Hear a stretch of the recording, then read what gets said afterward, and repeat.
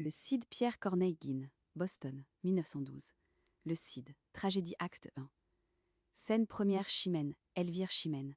Elvire, m'as-tu fait un rapport bien sincère? Ne déguises-tu rien de ce qu'a dit mon père? Elvire, tous mes sens à moi-même en sont encore charmés. Il estime Rodrigue autant que vous l'aimez, et si je ne m'abuse à lire dans son âme, il vous commandera de répondre à sa flamme. Chimène, dis-moi donc, je te prie, une seconde fois ce qui te fait juger qu'il approuve mon choix. Apprends-moi de nouveau quel espoir j'en dois prendre. Un si charmant discours ne se peut trop entendre. Tu ne peux trop promettre au feu de notre amour la douce liberté de se montrer au jour. Que t'a-t-il répondu sur la secrète brigue que font auprès de toi don Sanche et don Rodrigue? N'as-tu point trop fait voir quelle inégalité entre ces deux amants me penche d'un côté? Elvire. Non, j'ai peint votre cœur dans une indifférence qui n'enfle d'aucun d'eux ni détruit l'espérance. Et sans les voir d'un œil trop sévère ou trop doux, attend l'ordre d'un père à choisir un époux. Ce respect l'a ravi. Sa bouche et son visage m'en ont donné sur l'heure un digne témoignage. Et puisqu'il vous en faut encore faire un récit, voici d'eux et de vous ce qu'en hâte il m'a dit. Elle est dans le devoir. Tous deux sont dignes d'elle. Tous deux formés d'un sang noble, vaillant, fidèle, jeune, mais qui font lire aisément dans leurs yeux l'éclatante vertu de leurs braves aïeux. Don Rodrigue surtout n'a trait en son visage qui d'un homme de cœur ne soit la haute image, et sort d'une maison si féconde en guerriers qu'ils y prennent naissance au milieu des lauriers. La valeur de son père en son temps sans pareil, tant qu'a duré sa force a passé pour merveille, ses rides sur son front ont gravé ses exploits, et nous disent encore ce qu'il fut autrefois. Je me promets du fils ce que j'ai vu du père, et ma fille, en un mot, peut l'aimer et me plaire. Il allait au conseil, dont l'heure qui pressait a tranché ce discours qu'à peine il commençait, mais à ce peu de mots, je crois que sa pensée entre vos deux amants n'est pas fort balancée. Le roi doit à son fils élire un gouverneur, et c'est lui que regarde un tel degré d'honneur. Ce choix n'est pas douteux, et sa rare vaillance ne peut souffrir qu'on craigne aucune concurrence. Comme ses hauts exploits le rendent sans égal, dans un espoir si juste, il sera sans rival. Et puisque don Rodrigue a résolu son père, au sortir du conseil à proposer l'affaire, je vous laisse à juger s'il prendra bien son temps, et si tous vos désirs seront bientôt contents. Chimène. Il semble toutefois que mon âme troublée refuse cette joie, et s'en trouve accablée. Un moment donne au sort des visages divers, et dans ce grand bonheur je crains un grand revers. Elvire, vous verrez cette crainte heureusement déçue. Chimène. Allons, quoi qu'il en soit, en attendre l'issue. Scène 2. L'infante. Léonore. Page l'infante. Page, allez avertir Chimène de ma part qu'aujourd'hui pour me voir elle attend un peu tard, et que mon amitié se plaint de sa paresse. Le page rentre. Léonore madame, chaque jour même désir vous presse, et dans son entretien je vous vois chaque jour demander en quel point se trouve son amour. L'infante ce n'est pas sans sujet, je l'ai presque forcée, à recevoir les traits dont son âme est blessée. Elle aime don Rodrigue, et le tient de ma main, et par moi don Rodrigue a vaincu son dédain. Ainsi de ses amants ayant formé les chaînes, je dois prendre intérêt à voir finir leur peine. Léonore madame, toutefois parmi leurs bons succès, vous montrez un chagrin qui va jusqu'à l'excès. Cet amour, qui tous deux les comble d'allégresse, fait-il de ce grand cœur la profonde tristesse? Et ce grand intérêt que vous prenez pour eux, vous rend-il malheureuse alors qu'ils sont heureux? Mais je vais trop avant, et deviens indiscrète. L'infante. Ma tristesse redouble à la tenir secrète. Écoute, écoute enfin comme j'ai combattu. Écoute quels assauts braves encore ma vertu. L'amour est un tyran qui n'épargne personne. Ce jeune cavalier, cet amant que je donne, je l'aime. Léonore, je l'aime. Vous l'aimez. L'infante, je l'aime. Vous l'aimez. Mets la main sur mon cœur, et vois comme il se trouble au nom de son vainqueur, comme il le reconnaît. Léonore, comme il se reconnaît. Pardonnez-moi, madame, si je sors du respect pour blâmer cette flamme, une grande princesse à ce point s'oublier, que d'admettre en son cœur un simple cavalier. Et que dirait le roi? Que dirait la Castille? Vous souvient-il encore de qui vous êtes, fille? L'infante. Il m'en souvient si bien que j'épandrai mon sang avant que je m'abaisse à démentir mon rang. Je te répondrai bien que dans les belles âmes, le seul mérite a droit de produire des flammes, et si ma passion cherchait à s'excuser, 1000 exemples fameux pourraient l'autoriser. Mais je n'en veux point suivre où ma gloire s'engage. La surprise des sens n'abat point mon courage. Et je me dis toujours qu'étant fille de roi, tout autre qu'un monarque est indigne de moi. Quand je vis que mon cœur ne se pouvait défendre, moi-même je donnais ce que je n'osais prendre. Je mis, au lieu de moi, Chimène en ses liens, et j'allumais leur feu pour éteindre les miens. Ne t'étonne donc plus si mon âme gênée, avec impatience attend leur hyménée, tu vois que mon repos en dépend aujourd'hui. Si l'amour vit d'espoir, il périt avec lui. C'est un feu qui s'éteint, faute de nourriture. Et malgré la rigueur de ma triste aventure, si Chimène a jamais Rodrigue pour mari, mon espérance est morte, et mon esprit guéri. Je souffre cependant un tourment incroyable. Jusques à cet hymen Rodrigue m'est aimable. Je travaille à le perdre, et le perds à regret. Et de là prend son cours mon déplaisir secret. Je vois avec chagrin que l'amour me contraigne, à pousser des soupirs pour ce que je dédaigne. Je sens en deux parties mon esprit divisé. Si mon courage est haut, mon cœur est embrasé. Cet immense m'est fatal, je le crains et souhaite. Je n'ose en espérer qu'une joie imparfaite. Ma gloire et mon amour ont pour moi tant d'appât, que je meurs s'il s'achève ou ne s'achève pas. Léonore, Madame, après cela je n'ai rien à vous dire, sinon que de vos mots avec vous je soupire. Je vous blâmais tantôt, je vous plains à présent. Mais puisque dans un mal si doux et si cuisant, votre vertu combat et son charme et sa force, en repousse l'assaut, en rejette l'amorce, elle rendra le calme à vos esprits flottants. Espérez donc tout d'elle, et du secours du temps, espérez tout du ciel, il a trop de justice, pour laisser la vertu dans un si long supplice. L'infante, ma plus douce espérance, est de perdre l'espoir. Le page, par vos commandements, Chimène vous vient voir. L'infante, fin cette, à Léonore. Allez l'entretenir en cette galerie. Léonore, voulez-vous demeurer dedans la rêverie? L'infante, non, je veux seulement, malgré mon déplaisir, remettre mon visage un peu plus à loisir. Je vous suis, juste ciel, d'où j'attends mon remède, mais enfin quelques bornes au mal qui me possède. Assure mon repos, assure mon honneur. Dans le bonheur d'autrui je cherche mon bonheur. Cet hyménée à trois également importe, rend son effet plus prompt, ou mon âme plus forte. D'un lien conjugal joindre ces deux amants, c'est briser tous mes fers et finir mes tourments. Mais je tarde un peu trop. Allons trouver Chimène, et par son entretien soulager notre peine. Scène 3. Le comte, Don Diègue. Le comte. Enfin vous l'emportez, et la faveur du roi vous élève en un rang qui n'était dû qu'à moi. Il vous fait gouverneur du prince de Castille. Don Diègue.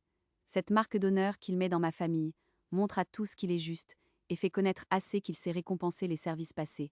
Le comte. Pour grands que soient les rois, ils sont ce que nous sommes. Ils peuvent se tromper comme les autres hommes, et ce choix sert de preuve à tous les courtisans qu'ils savent mal payer les services présents. Don Diègue.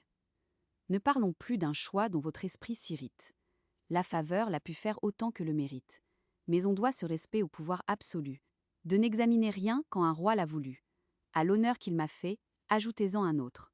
Joignons d'un sacré nœud ma maison à la vôtre. Vous n'avez qu'une fille, et moi je n'ai qu'un fils. Leur hymen nous peut rendre à jamais plus qu'amis. Faites-nous cette grâce, et l'acceptez pour gendre. Le comte. À des partis plus hauts, ce beau fils doit prétendre, et le nouvel éclat de votre dignité lui doit enfler le cœur d'une autre vanité. Exercez-la, monsieur, et gouvernez le prince. Montrez-lui comme il faut régir une province, faire trembler partout les peuples sous sa loi, remplir les bons d'amour et les méchants d'effroi, joignez à ses vertus celles d'un capitaine, montrez-lui comme il faut s'endurcir à la peine, dans le métier de Mars se rendre sans égal, passer les jours entiers et les nuits à cheval, reposer tout armé, forcer une muraille, et ne devoir qu'à soi le gain d'une bataille. Instruisez-le d'exemple, et rendez-le parfait, expliquant à ses yeux vos leçons par les faits. Don Diègue. Pour s'instruire d'exemple, en dépit de l'envie, il lira seulement l'histoire de ma vie. Là, dans un long tissu de belles actions, il verra comme il faut, dompter des nations, attaquer une place, ordonner une armée, et sur de grands exploits, bâtir sa renommée. Le comte. Les exemples vivants sont d'un autre pouvoir. Un prince, dans un livre, apprend mal son devoir. Et qu'a fait après tout ce grand nombre d'années que ne puisse égaler une de mes journées? Si vous fûtes vaillant, je le suis aujourd'hui, et ce bras du royaume est le plus ferme appui. Grenade et l'Aragon tremblent quand ce fer brille. Mon nom sert de rempart à toute la Castille. Sans moi, vous passeriez bientôt sous d'autres lois, et vous auriez bientôt vos ennemis pour rois. Chaque jour, chaque instant, pour rehausser ma gloire, mettre laurier sur laurier, victoire sur victoire. Le prince à mes côtés ferait dans les combats l'essai de son courage à l'ombre de mon bras. Il apprendrait à vaincre en me regardant faire, et pour répondre en hâte à son grand caractère, il verrait, Don Diègue. Il verrait, Je le sais, vous servez bien le roi. Je vous ai vu combattre et commander sous moi. Quand l'âge dans mes nerfs a fait couler sa glace, votre rare valeur a bien rempli ma place. Enfin, pour épargner les discours superflus, vous êtes aujourd'hui ce qu'autrefois je fus. Vous voyez toutefois qu'en cette concurrence, un monarque entre nous met quelques différences. Le comte, ce que je méritais, vous l'avez emporté. Don Diègue, qui l'a gagné sur vous, l'avait mieux mérité. Le comte, qui peut mieux l'exercer, en est bien le plus digne.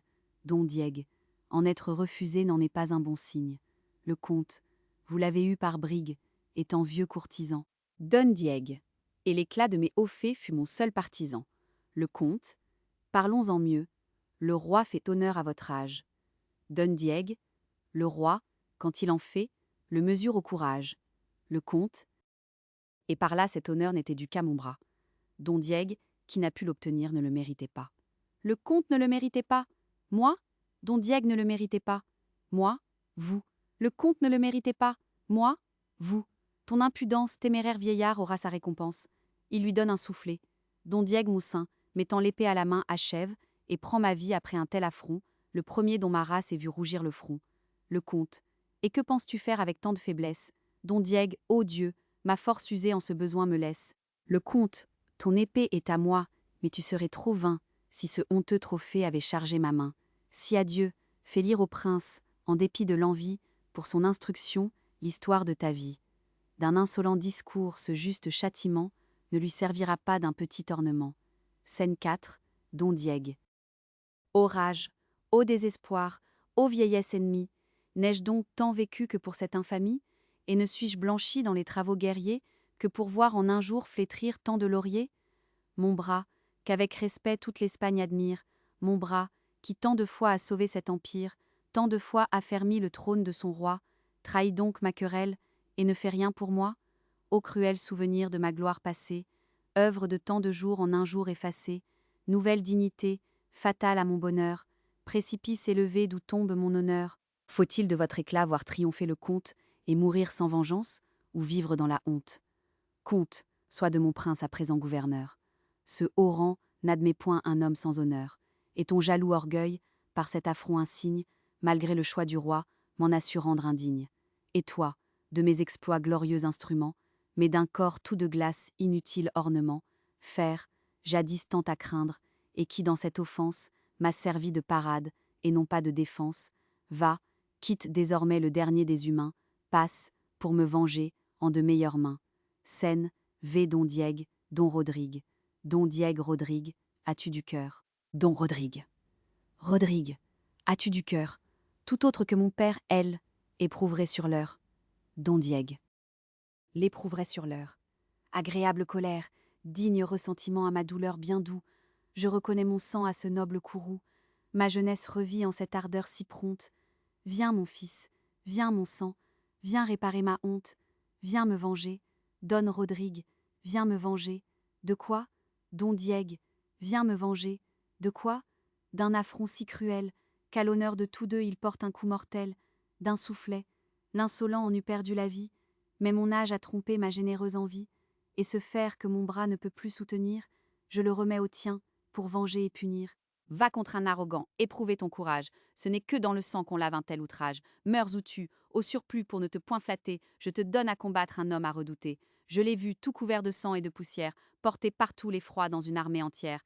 J'ai vu par sa valeur 100 escadrons rompus, et pourtant dire encore quelque chose de plus que brave soldat, plus que grand capitaine, c'est Don Rodrigue, c'est de grâce, achevé, Don Diègue, c'est de grâce, achevé, le père de Chimène, Don Rodrigue, le Don Diègue. Le ne réplique point, je connais ton amour. Mais qui peut vivre infâme est indigne du jour. Plus l'offenseur est cher, et plus grande est l'offense. Enfin tu sais l'affront, et tu tiens la vengeance. Je ne te dis plus rien. Venge-moi, venge-toi. Montre-toi digne fils d'un père tel que moi.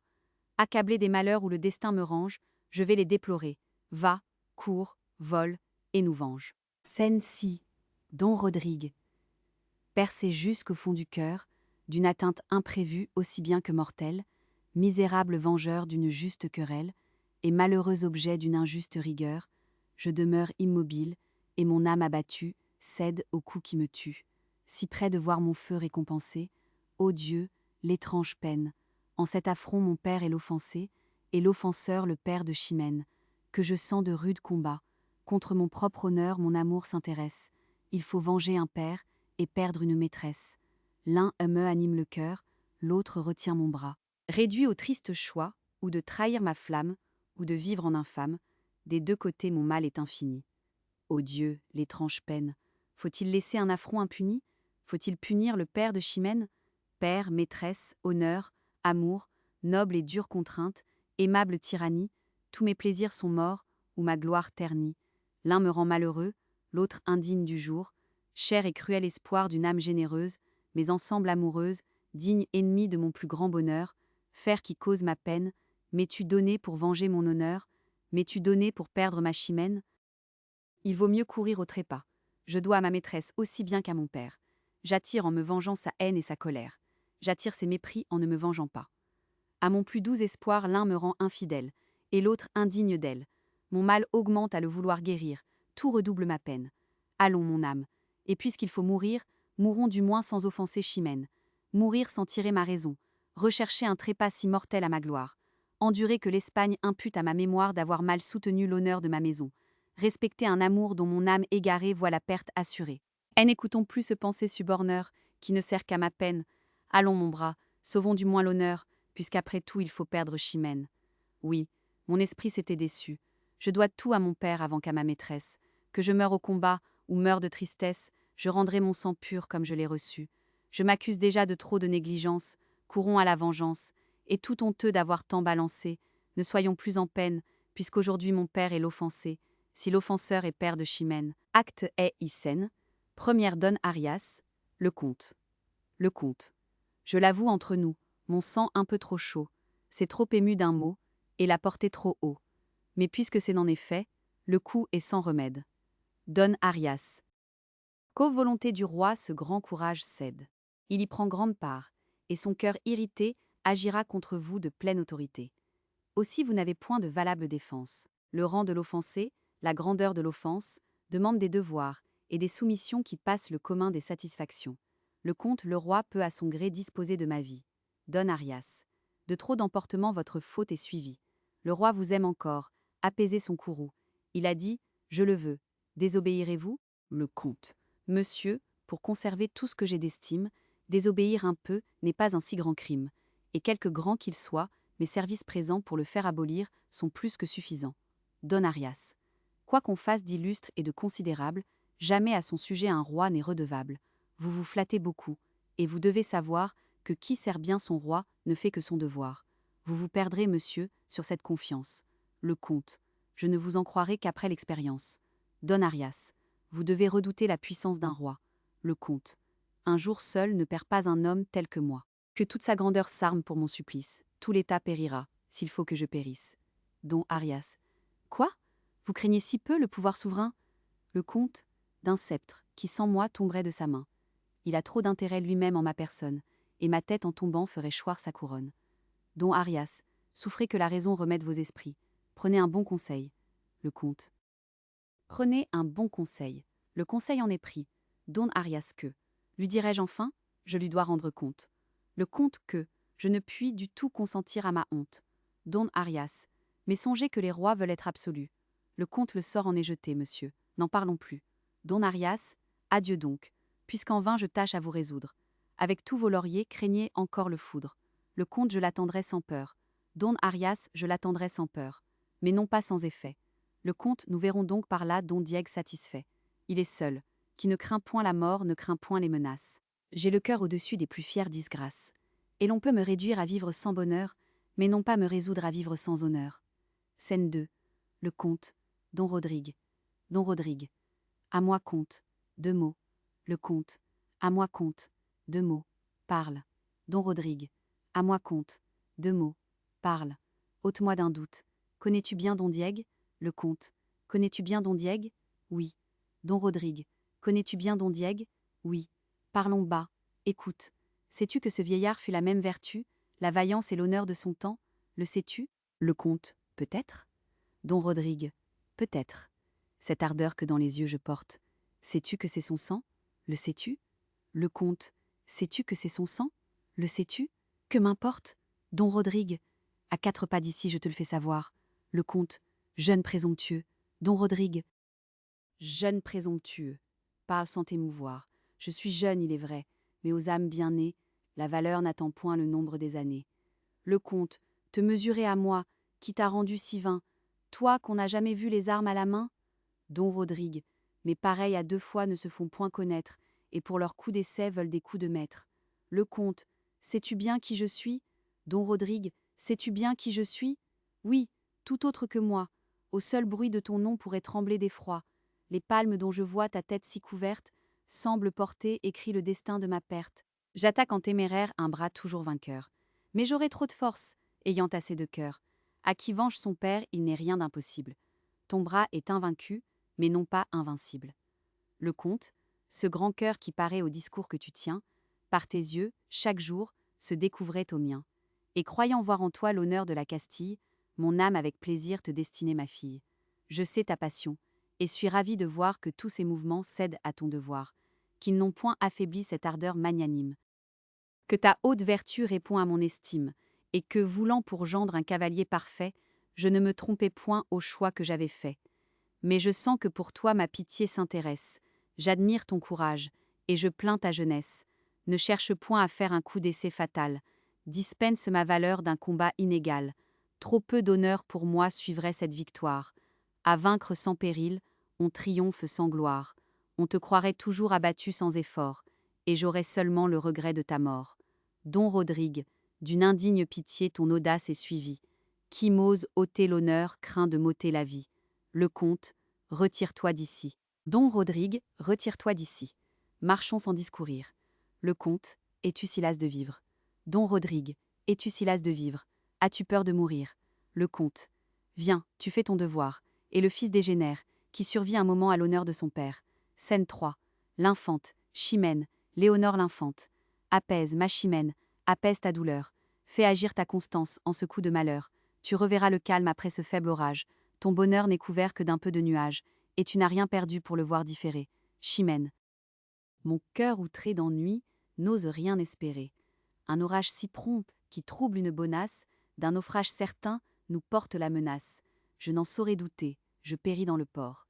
J'aimais, j'étais aimé, et nos pères d'accord. Et je vous en contais la charmante nouvelle, au malheureux moment qui naissait leur querelle, dont le récit fatal, sitôt qu'on vous l'a fait, d'une si douce attente, a ruiné les faits. Maudite ambition, détestable manie, dont les plus généreux souffrent la tyrannie. Honneur impitoyable à mes plus chers désirs, que tu me vas coûter de pleurs et de soupirs. L'infante tu n'as dans leur querelle aucun sujet de craindre. Un moment la fait naître, un moment va l'éteindre. Elle a fait trop de bruit pour ne pas s'accorder, puisque déjà le roi les veut accommoder. Et tu sais que mon âme, à tes ennuis sensibles, pour en tarir la source, y fera l'impossible. Chimène. Les accommodements ne font rien en ce point, de si mortels affronts ne se réparent point. En vain on fait agir la force ou la prudence. Si l'on guérit le mal, ce n'est qu'en apparence. La haine que les cœurs conservent au-dedans nourrit des feux cachés, mais d'autant plus ardents. L'infant. Le saint nœud qui joindra Don Rodrigue et Chimène. Des pères ennemis dissipera la haine. Et nous verrons bientôt votre amour le plus fort, par un heureux hymen étouffer ce discorde. Chimène. Je le souhaite ainsi plus que je ne l'espère, Don Diègue est trop altier, et je connais mon père. Je sens couler des pleurs que je veux retenir. Le passé me tourmente, et je crains l'avenir. L'infante. Que crains-tu? D'un vieillard l'impuissante faiblesse? Chimène Rodrigue a du courage. L'infante Rodrigue a du courage. Il a trop de jeunesse. Chimène. Les hommes valeureux le sont du premier coup. L'infante. Tu ne dois pas pourtant le redouter beaucoup. Il est trop amoureux pour te vouloir déplaire, et 2 mots de ta bouche arrêtent sa colère. Chimène. S'il ne m'obéit point, quel comble à mon ennui. Et s'il peut m'obéir, que dira-t-on de lui? Étant né ce qu'il est, souffrir un tel outrage. Soit qu'il cède ou résiste au feu qui me l'engage, mon esprit ne peut qu'être ou honteux ou confus de son trop de respect, ou d'un juste refus. L'infante Chimène a l'âme haute, et quoique intéressée, elle ne peut souffrir une basse pensée, mais si jusqu'au jour de l'accommodement, je fais mon prisonnier de ce parfait amant, et que j'empêche ainsi l'effet de son courage, ton esprit amoureux n'aura-t-il point d'ombrage? Chimène. Ah, madame, en ce cas je n'ai plus de soucis. Scène 4. L'infante, Chimène, Léonore, le page, l'infante page, chercher Rodrigue, et l'amener ici. Lepage, le comte de Gormaz et lui, Chimène, le comte de Gormaz et lui. Bon Dieu, je tremble. L'infante, parlez. Lepage, parlez. De ce palais ils sont sortis ensemble. Chimène seule, Lepage seul, seul, et qui semblait tout bas se quereller. Chimène. Sans doute ils sont aux mains, il n'en faut plus parler. Madame, pardonnez à cette promptitude. Scène V est l'infante. Léonore est l'infante. Hélas, que dans l'esprit je sens d'inquiétude. Je pleure ses malheurs, son amant me ravit. Mon repos m'abandonne, et ma flamme revit. Ce qui va séparer Rodrigue de Chimène fait renaître à la fois mon espoir et ma peine. Et leur division, que je vois à regret, dans mon esprit charmé jette un plaisir secret. Léonore, cette haute vertu qui règne dans votre âme, se rend-elle sitôt à cette lâche flamme? L'infante ne la nomme point lâche. À présent que chez moi, pompeuse et triomphante, elle me fait la loi. Porte-lui du respect, puisqu'elle m'est si chère. Ma vertu la combat, mais malgré moi j'espète. Et d'un si fol espoir mon cœur mal défendu vole après un amant que Chimène a perdu. Léonore, vous laissez choir ainsi ce glorieux courage, et la raison chez vous perd ainsi son usage. L'infante, ah, qu'avec peu d'effet on entend la raison, quand le cœur est atteint d'un si charmant poison. Et lorsque le malade aime sa maladie, qu'il a peine à souffrir que l'on y remédie. Léonore, votre espoir vous séduit, votre mal vous est doux, mais enfin ce Rodrigue est indigne de vous. L'infante, je ne le sais que trop, mais si ma vertu cède, apprends comme l'amour flatte un cœur qu'il possède. Si Rodrigue une fois sort vainqueur du combat, si dessous sa valeur ce grand guerrier s'abat, je puis en faire cas, je puis l'aimer sans honte. Que ne fera-t-il point, s'il peut vaincre le comte? J'ose m'imaginer qu'à ses moindres exploits, les royaumes entiers tomberont sous ses lois, et mon amour flatteur déjà me persuade que je le vois assis au trône de Grenade, les morts subjugués trembler en l'adorant, l'Aragon recevoir ce nouveau conquérant, le Portugal se rendre, et ces nobles journées porter de là les mers ses hautes destinées, du sang des Africains arroser ses lauriers, enfin tout ce qu'on dit des plus fameux guerriers, je l'attends de Rodrigue après cette victoire, et fais de son amour un sujet de ma gloire. Léonore, mais, madame, voyez où vous portez son bras, ensuite d'un combat qui peut-être n'est pas. L'infante Rodrigue est offensée. Le comte a fait l'outrage. Ils sont sortis ensemble. En faut-il davantage? Léonore, eh bien, ils se battront, puisque vous le voulez. Mais Rodrigue ira-t-il si loin que vous allez? L'infante, que veux-tu? Je suis folle, et mon esprit s'égare. Tu vois par là quel mot cet amour me prépare. Viens dans mon cabinet consoler mes ennuis, et ne me quitte point dans le trouble où je suis. Scène 6. Don Fernand, Don Arias, Don Sanche. Don Fernand, le comte est donc si vain et si peu raisonnable. Ose-t-il croire encore son crime pardonnable? Don Arias. Je l'ai de votre part longtemps entretenu. J'ai fait mon pouvoir, sire, et n'ai rien obtenu. Don Fernand juste cieux, ainsi donc un sujet téméraire, a si peu de respect et de soin de me plaire. Il offense Don Diègue et méprise son roi. Au milieu de ma cour il me donne la loi.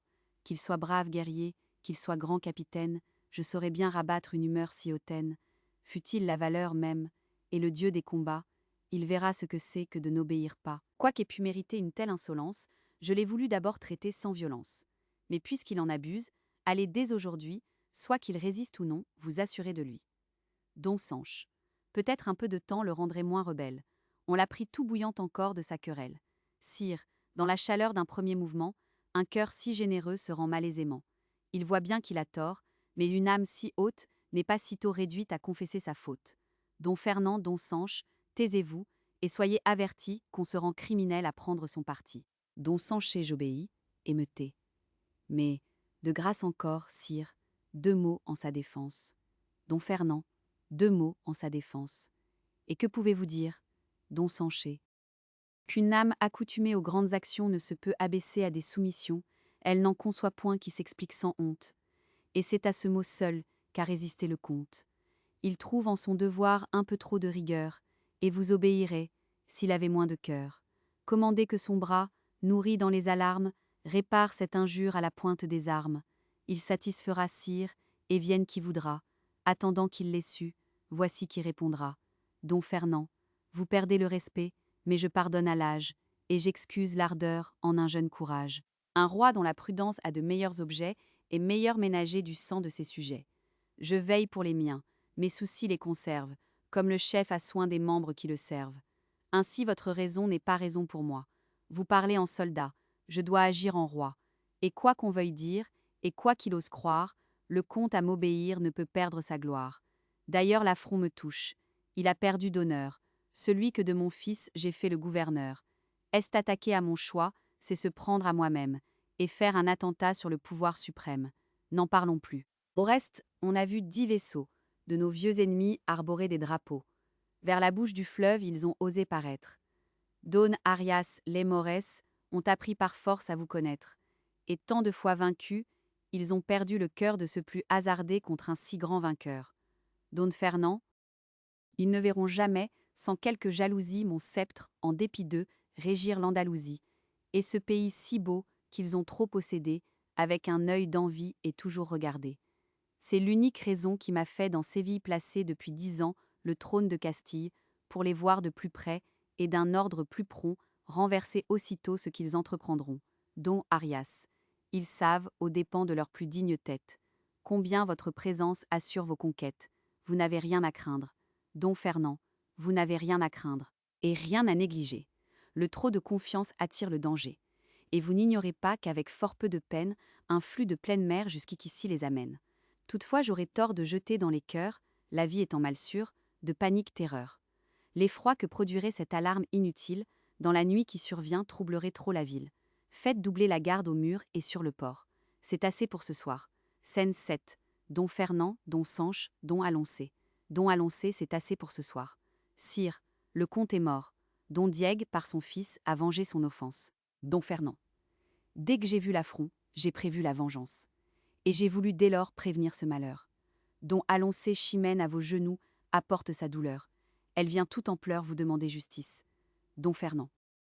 Bien qu'à ses déplaisirs mon âme compatisse, ce que le comte a fait semble avoir mérité ce digne châtiment de sa témérité.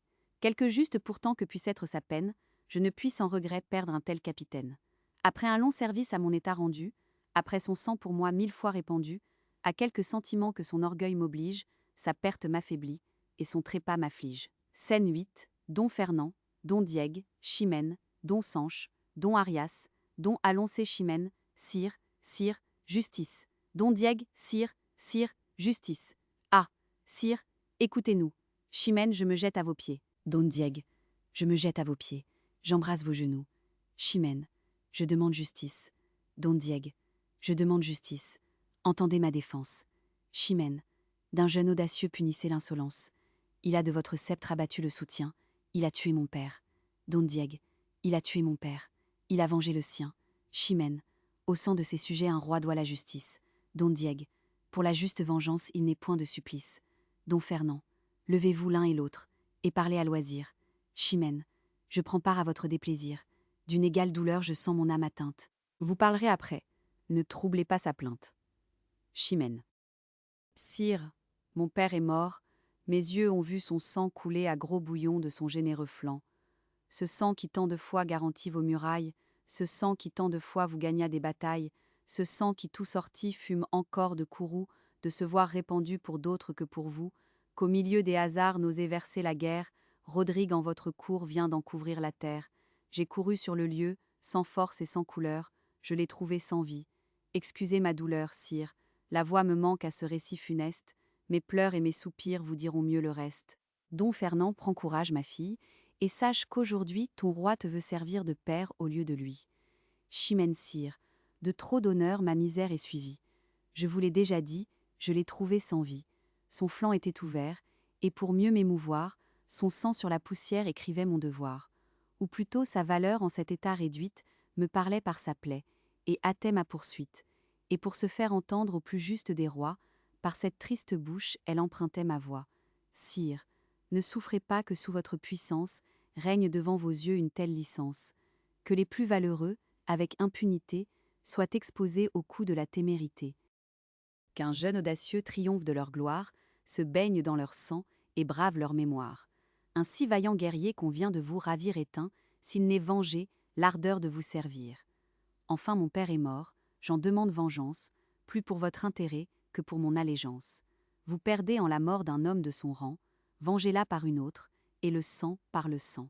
Immolé, non à moi, mais à votre couronne, mais à votre grandeur, mais à votre personne. Immolé, dis-je, sire, au bien de tout l'État, tout ce qu'enorgueillit un si haut attentat. Don Fernand Don Diègue, répondez. Don Diègue. Don Diègue, répondez. Qu'on est digne d'envie lorsqu'en perdant la force on perd aussi la vie, et qu'un long âge apprête aux hommes généreux, au bout de leur carrière, un destin malheureux. Moi, dont les longs travaux ont acquis tant de gloire, moi, que jadis partout a suivi la victoire, je me vois aujourd'hui, pour avoir trop vécu, recevoir un affront et demeurer vaincu. Ce que n'a pu jamais combat, siège, embuscade, ce que n'a pu jamais Aragon ni Grenade, ni tous vos ennemis, ni tous mes envieux, le comte en votre cour l'a fait presque à vos yeux, jaloux de votre choix, et fier de l'avantage que lui donnait sur moi l'impuissance de l'âge. Sire, ainsi ses cheveux blanchis sous le harnois, ce sang pour vous servir prodigué tant de fois, ce bras, jadis l'effroi d'une armée ennemie, descendait au tombeau tout chargé d'infamie, si je n'eusse produit un fils digne de moi, digne de son pays et digne de son roi. Il m'a prêté sa main, il a tué le comte, il m'a rendu l'honneur, il a lavé ma honte. Si montrer du courage et du ressentiment, si venger un soufflet mérite un châtiment, sur moi seul doit tomber l'éclat de la tempête. Quand le bras a failli, l'on en punit la tête. Qu'on nomme crime ou non, ce qui fait nos débats, sire, j'en suis la tête, il n'en est que le bras. Si Chimène se plaint qu'il a tué son père, il ne l'eût jamais fait, si je l'eusse pu faire. Immolez donc ce chef que les ans vont ravir, et conservez pour vous le bras qui peut servir. Aux dépens de mon sang satisfaite Chimène. Je n'y résiste point, je consens à ma peine. Et, loin de murmurer d'un rigoureux décret, mourant sans déshonneur, je mourrai sans regret. Don Fernand est l'affaire et d'importance, et, bien considéré, mérite en plein conseil d'être délibéré. Don Sanche, remettez Chimène en sa maison. Don Diègue aura ma cour et sa foi pour prison. Qu'on me cherche son fils. Je vous ferai justice. Chimène, il est juste, grand roi, qu'un meurtrier périsse. Don Fernand, prends du repos, ma fille, et calme tes douleurs. Chimène aime, m'ordonner du repos, c'est croître mes malheurs. Acte et I. Scène première. Don Rodrigue, Elvire, Elvire Rodrigue. Qu'as-tu fait? Où viens-tu, misérable? Don Rodrigue, suivre le triste cours de mon sort déplorable. Elvire. Où prends-tu cette audace et ce nouvel orgueil de paraître en des lieux que tu remplis de deuil? Quoi? Viens-tu jusqu'ici braver l'ombre du comte? Ne l'as-tu pas tué? Don Rodrigue, ne l'as-tu pas tué? Sa vie était ma honte. Mon honneur de ma main a voulu cet effort. Elvire, mais chercher ton asile en la maison du mort, jamais un meurtrier en fit-il son refuge? Don Rodrigue, et je n'y viens aussi que m'offrir à mon juge. Ne me regarde plus d'un visage étonné. Je cherche le trépas après l'avoir donné. Mon juge est mon amour, mon juge est ma Chimène. Je mérite la mort de mériter sa haine, et j'en viens recevoir, comme un bien souverain, et l'arrêt de sa bouche, et le coup de sa main. Elvire, fuis plutôt de ses yeux, fuis de sa violence, à ses premiers transports dérobe ta présence. Va, ne t'expose point au premier mouvement que poussera l'ardeur de ses ressentiments. Don Rodrigue, non, non, ce cher objet à qui j'ai pu déplaire, ne peut pour mon supplice avoir trop de colère, et j'évite cent morts qui me vont accabler, si pour mourir plus tôt je puis la redoubler. Elvire Chimène est au palais, de pleurs toute baignée, et n'en reviendra point que bien accompagnée. Rodrigue, fuis, de grâce, ôte-moi de soucis. Que ne dira-t-on point si l'on te voit ici? Veux-tu qu'un médisant, pour comble à sa misère, l'accuse d'y souffrir l'assassin de son père? Elle va revenir. Elle vient, je la vois. Du moins pour son honneur. Rodrigue, cache-toi. Scène 2. Don Sanche, Chimène, Elvire Don Sanche. Oui, madame, il vous faut de sanglantes victimes. Votre colère est juste, et vos pleurs légitimes. Et je n'entreprends pas, à force de parler, ni de vous adoucir, ni de vous consoler. Mais si de vous servir je puis être capable, employez mon épée à punir le coupable, employez mon amour à venger cette mort. Sous vos commandements mon bras sera trop fort. Chimène malheureuse, Don Sanche malheureuse, de grâce, acceptez mon service. Chimène, j'y offenserai le roi, qui m'a promis justice. Don Sanchet. Vous savez qu'elle marche avec tant de langueur, qu'assez souvent le crime échappe à sa longueur, son cours lent et douteux fait trop perdre de larmes. Souffrez qu'un cavalier vous venge par les armes, la voix en est plus sûre et plus prompte à punir. Chimène, c'est le dernier remède, et s'il y faut venir, et que de mes malheurs cette pitié vous dure, vous serez libre alors de venger mon injure. Don Sanchet, c'est l'unique bonheur où mon âme prétend, et pouvant l'espérer, Je m'en vais trop content. Scène 3, Chimène, Elvire Chimène. Enfin je me vois libre, et je puis sans contrainte, de mes vives douleurs te faire voir la teinte. Je puis donner passage à mes tristes soupirs, je puis t'ouvrir mon âme et tous mes déplaisirs. Mon père est mort, Elvire, et la première épée dont s'est armé Rodrigue a sa trame coupée. Pleurez, pleurez mes yeux, et fondez-vous en eau. La moitié de ma vie a mis l'autre au tombeau, et m'oblige à venger, après ce coup funeste, celle que je n'ai plus sur celle qui me reste. Elvire, reposez-vous, madame. Chimène, reposez-vous, madame. Ah, que mal à propos. Dans un malheur si grand tu parles de repos. Par où sera jamais ma douleur apaisée, si je ne puis haïr la main qui l'a causée? Et que dois-je espérer qu'un tourment éternel, si je poursuis un crime, aimant le criminel? Elvire, il vous prive d'un père, et vous l'aimez encore. Chimène, c'est peu de dire aimer. Elvire, je l'adore. Ma passion s'oppose à mon ressentiment. Dedans mon ennemi je trouve mon amant. Et je sens qu'en dépit de toute ma colère, Rodrigue dans mon cœur combat encore mon père. Il l'attaque, il le presse, il cède, il se défend, tantôt fort, tantôt faible, et tantôt triomphant. Mais en ce dur combat de colère et de flamme, il déchire mon cœur sans partager mon âme. Et quoique mon amour ait sur moi de pouvoir, je ne consulte point pour suivre mon devoir. Je cours sans balancer, où mon honneur m'oblige. Rodrigue m'est bien cher, son intérêt m'afflige. Mon cœur prend son parti, mais, malgré son effort, je sais ce que je suis, et que mon père est mort. Elvire, pensez-vous le poursuivre? Chimène, pensez-vous le poursuivre? Ah, cruelle pensée! Et cruelle poursuite où je me vois forcé. Je demande sa tête, et crains de l'obtenir. Ma mort suivra la sienne, et je le veux punir. Elvire, quittez, quittez, madame, un dessein si tragique, ne vous imposez point de loi si tyrannique. Chimène, quoi? Mon père étant mort, et presque entre mes bras, son sang criera vengeance, et je ne l'aurai pas.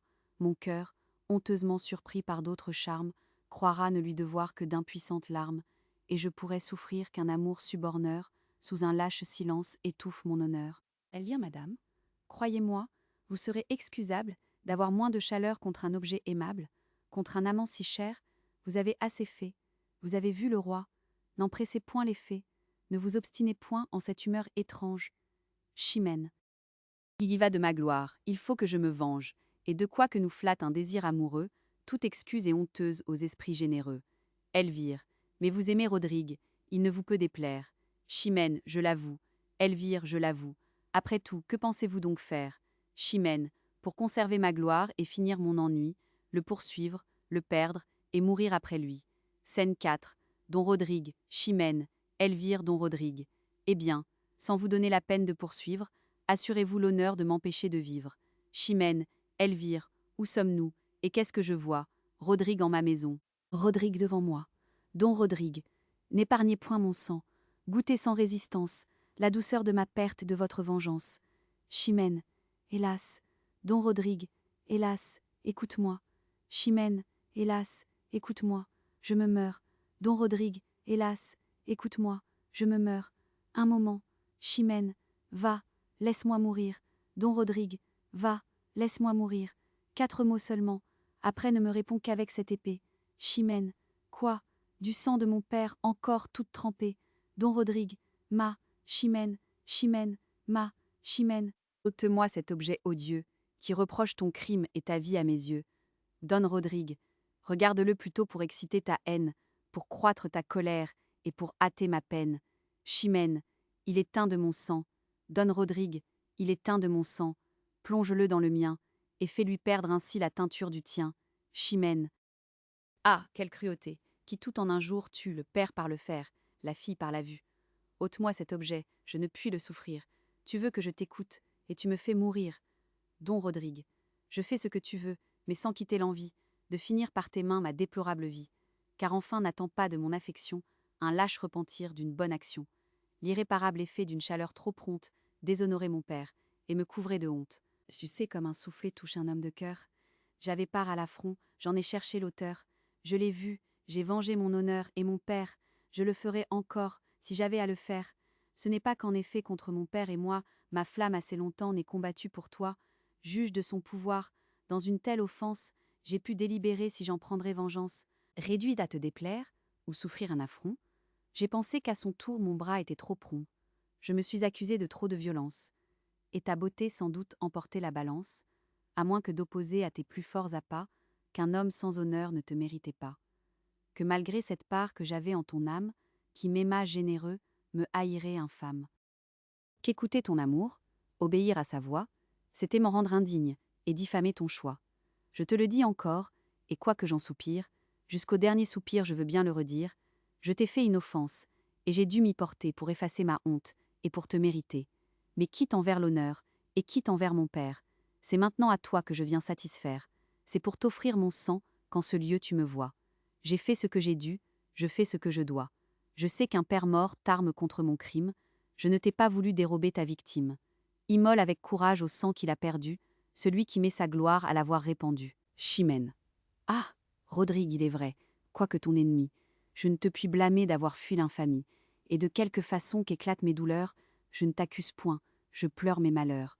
Je sais ce que l'honneur, après un tel outrage, demandait à l'ardeur d'un généreux courage. Tu n'as fait le devoir que d'un homme de bien, mais aussi le faisant, tu m'as appris le mien. Ta funeste valeur m'instruit par ta victoire. Elle a vengé ton père et soutenu ta gloire. Même soin me regarde, et j'ai, pour m'affliger, ma gloire à soutenir, et mon père à venger. Hélas, ton intérêt ici me désespère. Si quelque autre malheur m'avait ravi mon père, mon âme aurait trouvé dans le bien de te voir l'unique allègement qu'elle eût pu recevoir, et contre ma douleur j'aurais senti des charmes. Quand une main si chère eût essuyé mes larmes, mais il me faut te perdre après l'avoir perdu.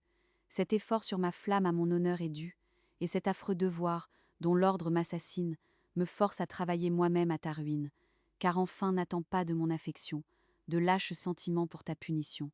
De quoi qu'en ta faveur notre amour m'entretienne, ma générosité doit répondre à la tienne.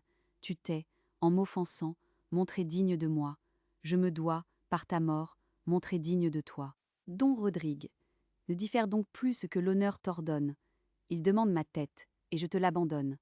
Faisant un sacrifice à ce noble intérêt, le coup m'en sera doux, aussi bien que l'arrêt. Attendre après mon crime une lente justice, c'est reculer ta gloire autant que mon supplice. Je mourrai trop heureux, mourant d'un coup si beau. Chimène, va, je suis ta partie, et non pas ton bourreau. Si tu m'offres ta tête, est-ce à moi de la prendre? Je la dois attaquer, mais tu dois la défendre. C'est d'un autre que toi qu'il me faut l'obtenir, et je dois te poursuivre, et non pas te punir. Don Rodrigue. De quoi qu'en ma faveur notre amour t'entretienne, ta générosité doit répondre à la mienne. Et pour venger un père emprunté d'autres bras, ma Chimène, crois-moi, c'est n'y répondre pas. Ma main seule du mien a su venger l'offense, ta main seule du tien doit prendre la vengeance. Chimène. Cruel, à quel propos sur ce point t'obstiner? Tu t'es vengé sans aide, et tu m'en veux donner. Je suivrai ton exemple, et j'ai trop de courage, pour souffrir qu'avec toi ma gloire se partage. Mon père et mon honneur ne veulent rien devoir, au trait de ton amour ni de ton désespoir. Don Rodrigue, rigoureux point d'honneur. Hélas, quoi que je fasse, ne pourrai-je à la fin obtenir cette grâce? Au nom d'un père mort, ou de notre amitié, punis-moi par vengeance, ou du moins par pitié. Ton malheureux amant aura bien moins de peine à mourir par ta main qu'à vivre avec ta haine. Chimène, va, je ne te hais point.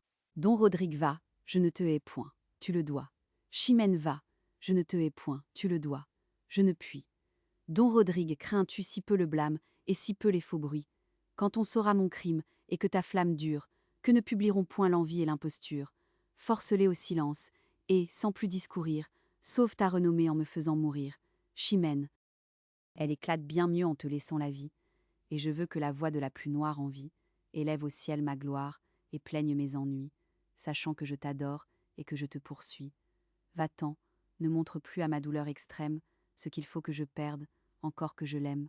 Dans l'ombre de la nuit cache bien ton départ.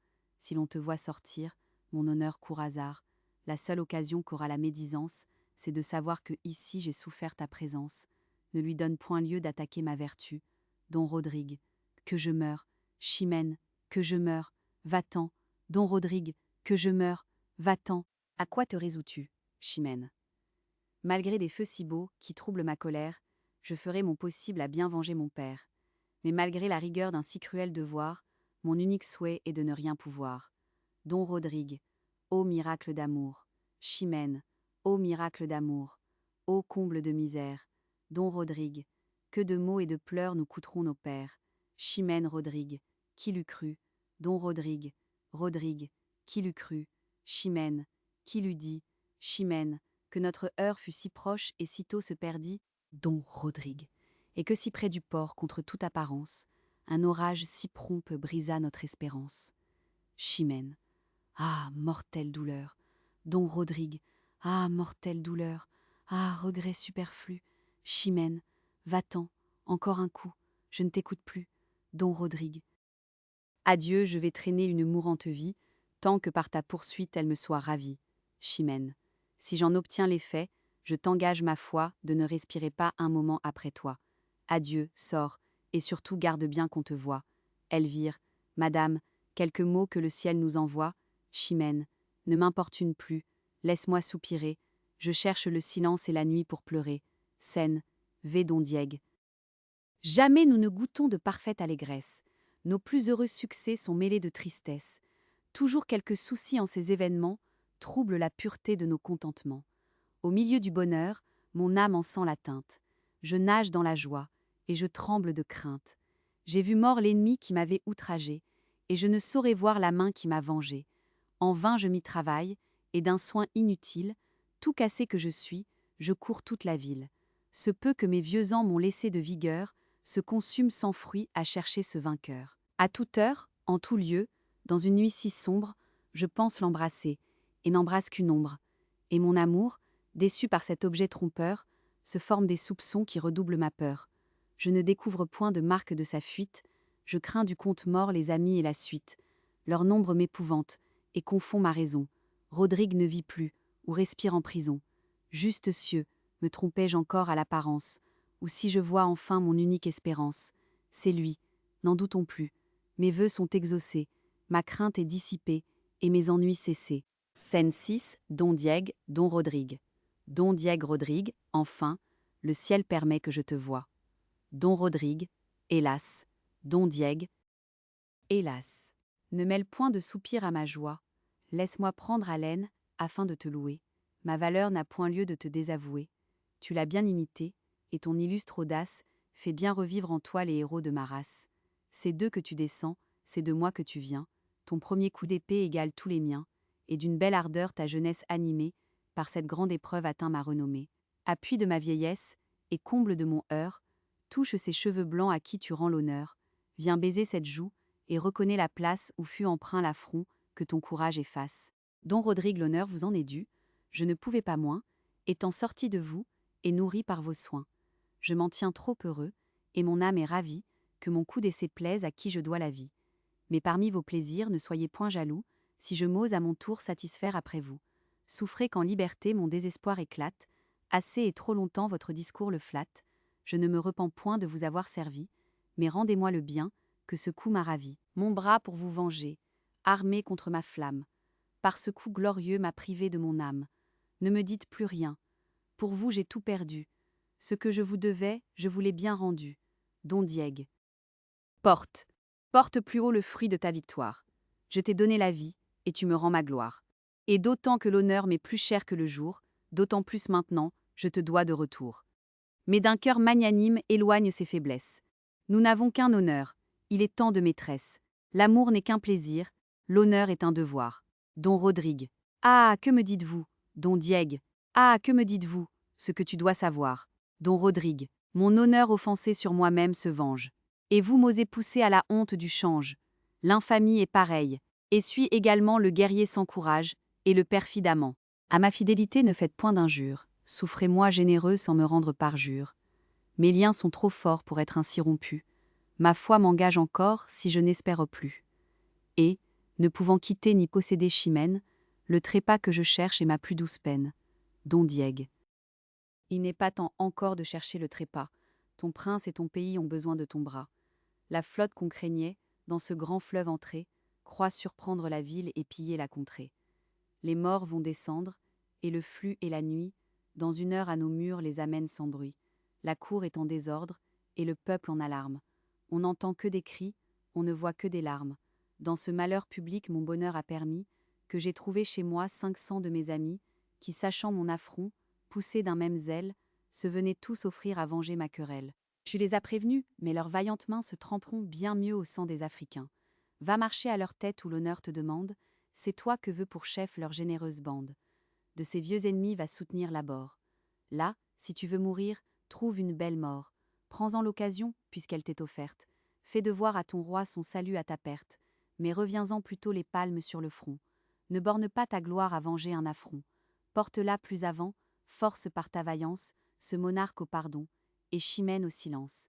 Si tu l'aimes, apprends que revenir vainqueur, c'est l'unique moyen de regagner son cœur. Mais le temps est trop cher pour le perdre en paroles. Je t'arrête en discours, et je veux que tu voles. Viens, suis-moi, va combattre, et montrer à ton roi que ce qu'il perd au compte, il le recouvre en toi. Acte Yves, scène première. Chimène. Elvire Chimène. N'est-ce point un faux bruit? Le sais-tu bien, Elvire? Elvire, vous ne croiriez jamais comme chacun l'admire et porte jusqu'au ciel, d'une commune voix, de ce jeune héros les glorieux exploits. Les morts devant lui n'ont paru qu'à leur honte. Leur abord fut bien prompt, leur fuite encore plus prompte. 3 heures de combat laissent à nos guerriers une victoire entière et 2 rois prisonniers. La valeur de leur chef ne trouvait point d'obstacle. Chimène, et la main de Rodrigue a fait tous ces miracles. Elvire, de ces nobles efforts ces 2 rois sont le prix. Sa main les a vaincus, et sa main les a pris. Chimène. De qui peux-tu savoir ces nouvelles étranges? Elvire, du peuple qui partout fait sonner ses louanges, le nomme de sa joie est l'objet et l'auteur, son ange tutélaire et son libérateur. Chimène. Et le roi? De quel œil voit-il tant de vaillance?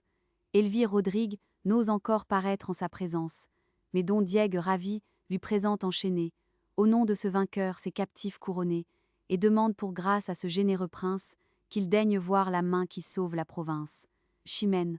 Mais n'est-il point blessé? Elvire. Mais n'est-il point blessé? Je n'en ai rien appris. Vous changez de couleur, reprenez vos esprits. Chimène. Reprenons donc aussi ma colère affaiblie. Pour avoir soin de lui, faut-il que je m'oublie?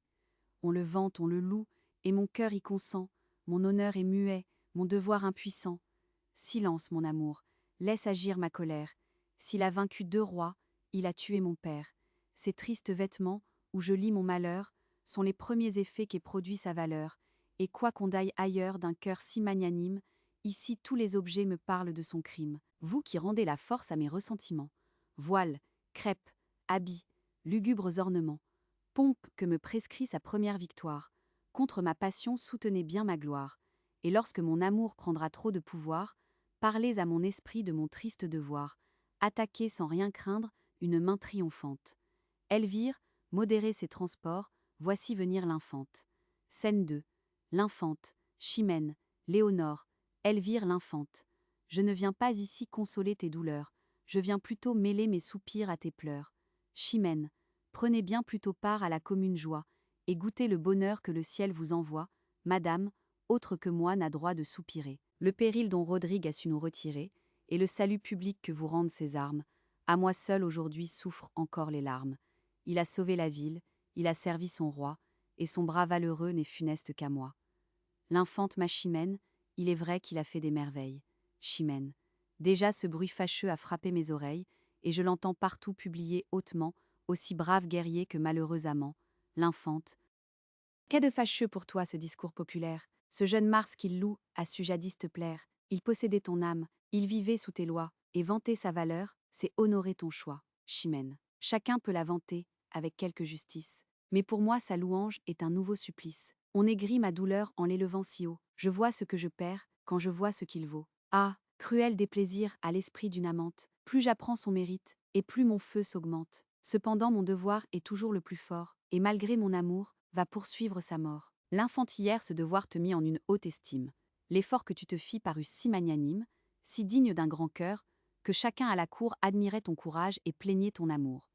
Mais croirais-tu la vie d'une amitié fidèle? Chimène. Ne vous obéir pas me rendrait criminel. L'infante. Ce qui fut juste alors ne l'est plus aujourd'hui. Rodrigue maintenant est notre unique appui.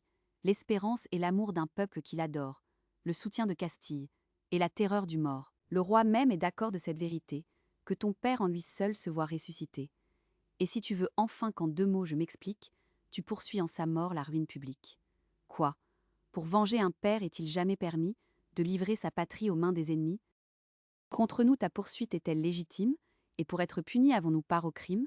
Ce n'est pas qu'après tout tu doives épouser celui qu'un père mort t'obligeait d'accuser. Je te voudrais moi-même en arracher l'envie. Ôte-lui ton amour, mais laisse-nous sa vie. Chimène. Ah, ce n'est pas à moi d'avoir tant de bonté. Le devoir qui maigrit n'a rien de limité. Quoique pour ce vainqueur mon amour s'intéresse, quoiqu'un peuple l'adore et qu'un roi le caresse, qu'il soit environné des plus vaillants guerriers, j'irai sous mes cyprès accabler ses lauriers. L'infante C. C'est générosité quand pour venger un père, notre devoir attaque une tête si chère. Mais c'en est une encore d'un plus illustre rang, quand on donne au public les intérêts du sang. Non, crois-moi, c'est assez que d'éteindre ta flamme. Il sera trop puni s'il n'est plus dans ton âme.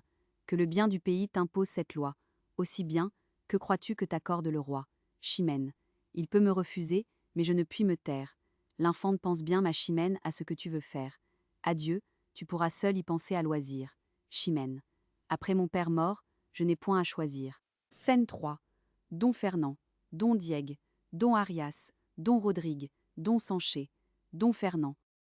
Généreux héritier d'une illustre famille, qui fut toujours la gloire et l'appui de Castille, race de tant d'aïeux en valeur signalée, que l'essai de la tienne a sitôt égalé, pour te récompenser ma force est trop petite. Et j'ai moins de pouvoir que tu n'as de mérite. Le pays délivré d'un si rude ennemi, mon sceptre dans ma main par la tienne affermi, et les morts défaits, avant qu'en ces alarmes j'eusse pu donner ordre à repousser leurs armes, ne sont point des exploits qui laissent à ton roi le moyen ni l'espoir de s'acquitter vers toi. Mes 2 rois tes captifs feront ta récompense. Ils t'ont nommé tous 2 leur cid en ma présence. Puisque cid en leur langue est autant que seigneur, je ne t'envierai pas ce beau titre d'honneur. Sois désormais le cid, qu'à ce grand nom tout cède, qu'il comble d'épouvante et Grenade et Tolède, et qu'il marque à tous ceux qui vivent sous mes lois, et ce que tu me vaux, et ce que je te dois. Don Rodrigue, que votre majesté, sire, épargne ma honte. D'un si faible service elle fait trop de compte, et me force à rougir devant un si grand roi, de mériter si peu l'honneur que j'en reçois. Je sais trop que je dois au bien de votre empire, et le sang qui m'anime, et l'air que je respire. Et quand je les perdrai pour un si digne objet, je ferai seulement le devoir d'un sujet. Don Fernand. Tous ceux que ce devoir à mon service engage ne s'en acquittent pas avec même courage. Et lorsque la valeur ne va point dans l'excès, elle ne produit point de si rares succès. Souffre donc, Conteloup, et de cette victoire, apprends-moi plus au long la véritable histoire. Don Rodrigue sire, vous avez su qu'en ce danger pressant, qui jeta dans la ville un effroi si puissant, une troupe d'amis chez mon père assemblée sollicita mon âme encore toute troublée. Mais, sire, pardonnez à ma témérité, si j'osais l'employer sans votre autorité. Le péril approchait, leur brigade était prête. Me montrant à la cour, je hasardais ma tête, et s'il fallait la perdre, il m'était bien plus doux de sortir de la vie en combattant pour vous. Don Fernand J. Excuse ta chaleur à venger ton offense, et l'état défendu me parle en ta défense. Crois que dorénavant Chimène a beau parler, je ne l'écoute plus que pour la consoler. Mais poursuis, Don Rodrigue, mais poursuis. Sous moi donc cette troupe s'avance, et porte sur le front une mâle assurance.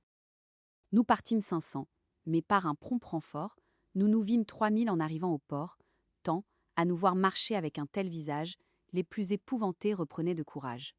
J'en cache les 2 tiers, aussitôt qu'arrivés, dans le fond des vaisseaux qui lors furent trouvés, le reste, dont le nombre augmentait à toute heure, brûlant d'impatience autour de moi demeure, se couche contre terre, et sans faire aucun bruit, passe une bonne part d'une si belle nuit.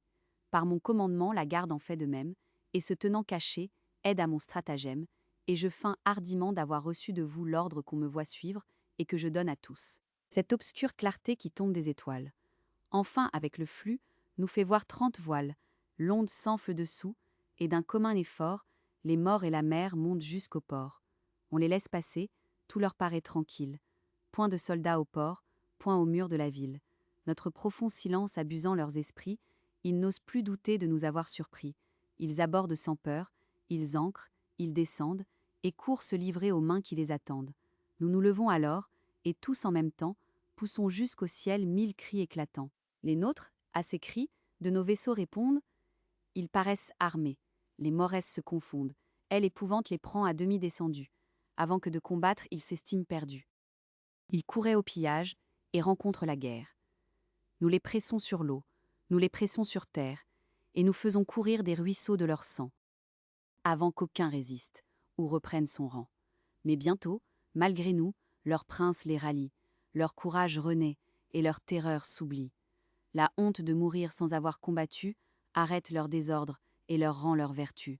Contre nous, de pied ferme, ils tirent leurs alfanges, de notre sang au leur fond d'horribles mélanges, et la terre, et le fleuve, et leur flotte, et le port, sont des champs de carnage où triomphe la mort. Oh, combien d'actions, combien d'exploits célèbres sont demeurés sans gloire au milieu des ténèbres, où chacun, seul témoin des grands coups qu'il donnait, ne pouvait discerner où le sort inclinait. J'allais de tous côtés encourager les nôtres, faire avancer les uns et soutenir les autres, ranger ceux qui venaient, les pousser à leur tour, et ne les put savoir jusqu'au point du jour. Mais enfin sa clarté montre notre avantage. Le mort voit sa perte, et perd soudain courage, et voyant un renfort qui nous vient secourir, l'ardeur de vaincre cède à la peur de mourir. Ils gagnent leur vaisseau, ils en coupent les câbles, poussent jusqu'aux cieux des cris épouvantables, font retraite en tumulte, et sans considérer si leurs rois avec eux peuvent se retirer. Pour souffrir ce devoir, leur frayeur est trop forte. Le flux les apporta, le reflux les remporte. Cependant que leurs rois, engagés parmi nous, et quelque peu des leurs, tous percés de nos coups, disputent vaillamment et vendent bien leur vie. À se rendre moi-même en vain je les convie, le cimeterre au poing ils ne m'écoutent pas. Mais voyant à leurs pieds tomber tous leurs soldats, et que seuls désormais en vain ils se défendent, ils demandent le chef, je me nomme, ils se rendent. Je vous les envoyais tous deux en même temps, et le combat cessa faute de combattants. C'est de cette façon que, pour votre service, scène 4, don Fernand, don Diègue, don Rodrigue, don Arias, don Alonso, don Sanche, don Alonso et Sire, Chimène vient vous demander justice. Don Fernand la fâcheuse nouvelle, et l'importune devoir. Va, je ne la veux pas obliger à te voir. Pour tous remerciements il faut que je te chasse. Mais avant que sortir, viens, que ton roi t'embrasse. Don Rodrigue rentre. Don Diègue Chimène le poursuit, et voudrait le sauver. Don Fernand on m'a dit qu'elle l'aime, et je vais l'éprouver, montrer un œil plus triste. Scène, V. Don Fernand, Don Diègue, Don Arias, Don Sanché, Don Aloncé, Chimène, Elvire, Don Fernand montrer un œil plus triste. Enfin soyez contente, Chimène, le succès répond à votre attente. Si de nos ennemis Rodrigue a le dessus, il est mort à nos yeux des coups qu'il a reçus. Rendez grâce au ciel qui vous en a vengé. À Don Diègue. Voyez comme déjà sa couleur est changée. Don Diègue. Mais voyez quelle pâme, et d'un amour parfait, dans cette pâmoison, sire, admirez les faits. Sa douleur a trahi les secrets de son âme, et ne vous permet plus de douter de sa flamme. Chimène. Quoi? Rodrigue est donc mort? Don Fernand. Quoi? Rodrigue est donc mort? Non, non, il voit le jour, et te conserve encore un immuable amour. Calme cette douleur qui pour lui s'intéresse. Chimène. Sire, on pâme de joie ainsi que de tristesse. Un excès de plaisir nous rend tout languissant, et quand il surprend l'âme, il accable les sens. Don Fernand. Tu veux qu'en ta faveur nous croyions l'impossible? Chimène. Ta douleur a paru trop visible. Chimène. Eh bien, sire, ajoutez ce comble à mon malheur, nommez ma pâmoison l'effet de ma douleur. Un juste déplaisir à ce point m'a réduite. Son trépas dérobait sa tête à ma poursuite. S'il meurt des coups reçus pour le bien du pays, ma vengeance est perdue, et mes desseins trahis. Une si belle fin, mais trop injurieuse. Je demande sa mort, mais non pas glorieuse, non pas dans un éclat qui l'élève si haut, non pas au lit d'honneur, mais sur un échafaud. Qu'il meure pour mon père, et non pour la patrie, que son nom soit taché, sa mémoire flétrie. Mourir pour le pays n'est pas un triste sort, c'est s'immortaliser par une belle mort. J'aime donc sa victoire, et je le puis sans crime. Elle assure l'État, et me rend ma victime, mais noble, mais fameuse entre tous les guerriers, le chef, au lieu de fleurs, couronné de lauriers, et pour dire en un mot ce que j'en considère, digne d'être immolé aux mânes de mon père, hélas, à quel espoir me laissais-je emporter? Rodrigue, de ma part, n'a rien à redouter. Que pourraient contre lui des larmes qu'on méprise? Pour lui, tout votre empire est un lieu de franchise. Là, sous votre pouvoir, tout lui devient permis. Il triomphe de moi comme des ennemis. Dans leur sang répandu, la justice étouffée. Au crime du vainqueur sert d'un nouveau trophée. Nous en croissons la pompe, et le mépris des lois nous fait suivre son char au milieu de deux rois. Don Fernand, ma fille, ces transports ont trop de violence. Quand on rend la justice, on met tout en balance.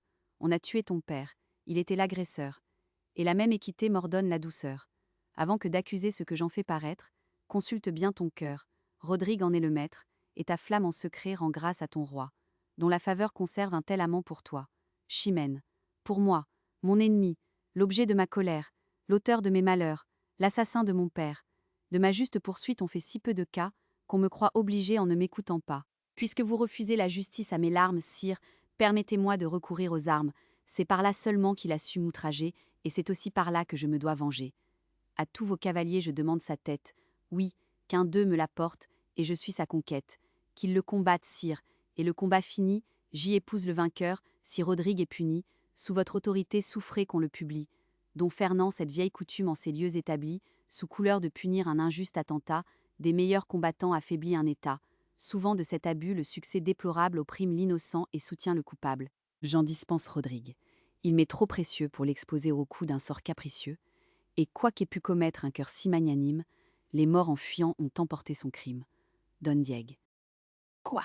Sire, pour lui seul vous renversez des lois qu'a vu toute la cour observer tant de fois. Que croira votre peuple, et que dira l'envie, si sous votre défense il ménage sa vie, et s'en fait un prétexte à ne paraître pas, où tous les gens d'honneur cherchent un beau trépas. De pareilles faveurs terniraient trop sa gloire, qu'il goûte sans rougir les fruits de sa victoire. Le comte eut de l'audace, il l'en a su punir, il l'a fait en brave homme, et le doit maintenir. Don Fernand, puisque vous le voulez, j'accorde qu'il le fasse. Mais d'un guerrier vaincu 1000 prendrait la place, et le prix que Chimène au vainqueur a promis, de tous mes cavaliers ferait ses ennemis. L'opposer seul à tous serait trop d'injustice. Il suffit qu'une fois il entre dans la lice. Choisis qui tu voudras, Chimène, et choisis bien. Mais après ce combat ne demande plus rien. Don Diego, elle n'excusez point par là ce que son bras étonne. Laissez un champ ouvert, où n'entrera personne. Après ce que Rodrigue a fait voir aujourd'hui, quel courage assez vain s'oserait prendre à lui? Qui se hasarderait contre un tel adversaire? Qui serait ce vaillant, ou bien ce téméraire? Don Sanchez. Faites ouvrir le champ. Vous voyez l'assaillant. Je suis ce téméraire, ou plutôt ce vaillant. Accordez cette grâce à l'ardeur qui me presse. Madame, vous savez quelle est votre promesse. Don Fernand Chimène, remets-tu ta querelle en sa main? Chimène sire, je l'ai promis. Don Fernand sire, je l'ai promis. Soyez prêts à demain. Don Diego. Non sire, il ne faut pas différer davantage. On est toujours trop près quand on a du courage. Don Fernand sortir d'une bataille, et combattre à l'instant. Don Diego Rodrigue a pris haleine en vous la racontant. Don Fernand. Du moins 1 heure ou 2 je veux qu'il se délasse, mais de peur qu'en exemple un tel combat ne passe, pour témoigner à tous qu'à regret je permets, un sanglant procédé qui ne me plût jamais, de moi ni de ma cour il n'aura la présence. Il parle à Don Arias. Aïe vous seul des combattants jugerez la vaillance. Ayez soin que tous deux fassent en gens de cœur, et le combat fini, m'amenez le vainqueur. Quel qu'il soit, même prix est acquis à sa peine, je le veux de ma main présenter à Chimène, et que pour récompense il reçoive sa foi. Chimène. Quoi, sire, m'imposer une si dure loi? Don Fernand, tu t'en plains? Mais ton feu, loin d'avouer ta plainte, si Rodrigue est vainqueur, l'accepte sans contrainte. Cesse de murmurer contre un arrêt si doux. Qui que ce soit des deux, j'en ferai ton époux. Acte 5. Scène première Don Rodrigue, Chimène. Chimène, quoi? Rodrigue, en plein jour. D'où te vient cette audace? Va, tu me perds d'honneur, retire-toi, de grâce. Don Rodrigue. Je vais mourir, madame, et vous viens en ce lieu, avant le coup mortel, dire un dernier adieu. Cet immuable amour qui sous vos lois m'engage, n'ose accepter ma mort sans vous en faire hommage. Chimène. Tu vas mourir? Don Rodrigue. Tu vas mourir! Je cours à ces heureux moments qui vont livrer ma vie à vos ressentiments. Chimène. Tu vas mourir! Don Sanche est-il si redoutable qu'il donne l'épouvante à ce cœur indomptable? Qui t'a rendu si faible, ou qui le rend si fort? Rodrigue va combattre, et se croit déjà mort. Celui qui n'a pas craint les morts, ni mon père, va combattre Don Sanche, et déjà désespère. Ainsi donc au besoin ton courage s'abat. Don Rodrigue, je cours à mon supplice, et non pas au combat. Et ma fidèle ardeur sait bien m'ôter l'envie, quand vous cherchez ma mort, de défendre ma vie. J'ai toujours même cœur, mais je n'ai point de bras, quand il faut conserver ce qui ne vous plaît pas. Et déjà cette nuit m'aurait été mortelle, si j'eusse combattu pour ma seule querelle. Mais défendant mon roi, son peuple et mon pays, à me défendre mal je les aurais trahis. Mon esprit généreux ne hait pas tant la vie, qu'il en veuille sortir par une perfidie. Maintenant qu'il s'agit de mon seul intérêt, vous demandez ma mort, j'en accepte l'arrêt. Votre ressentiment choisit la main d'un autre, je ne méritais pas de mourir de la vôtre.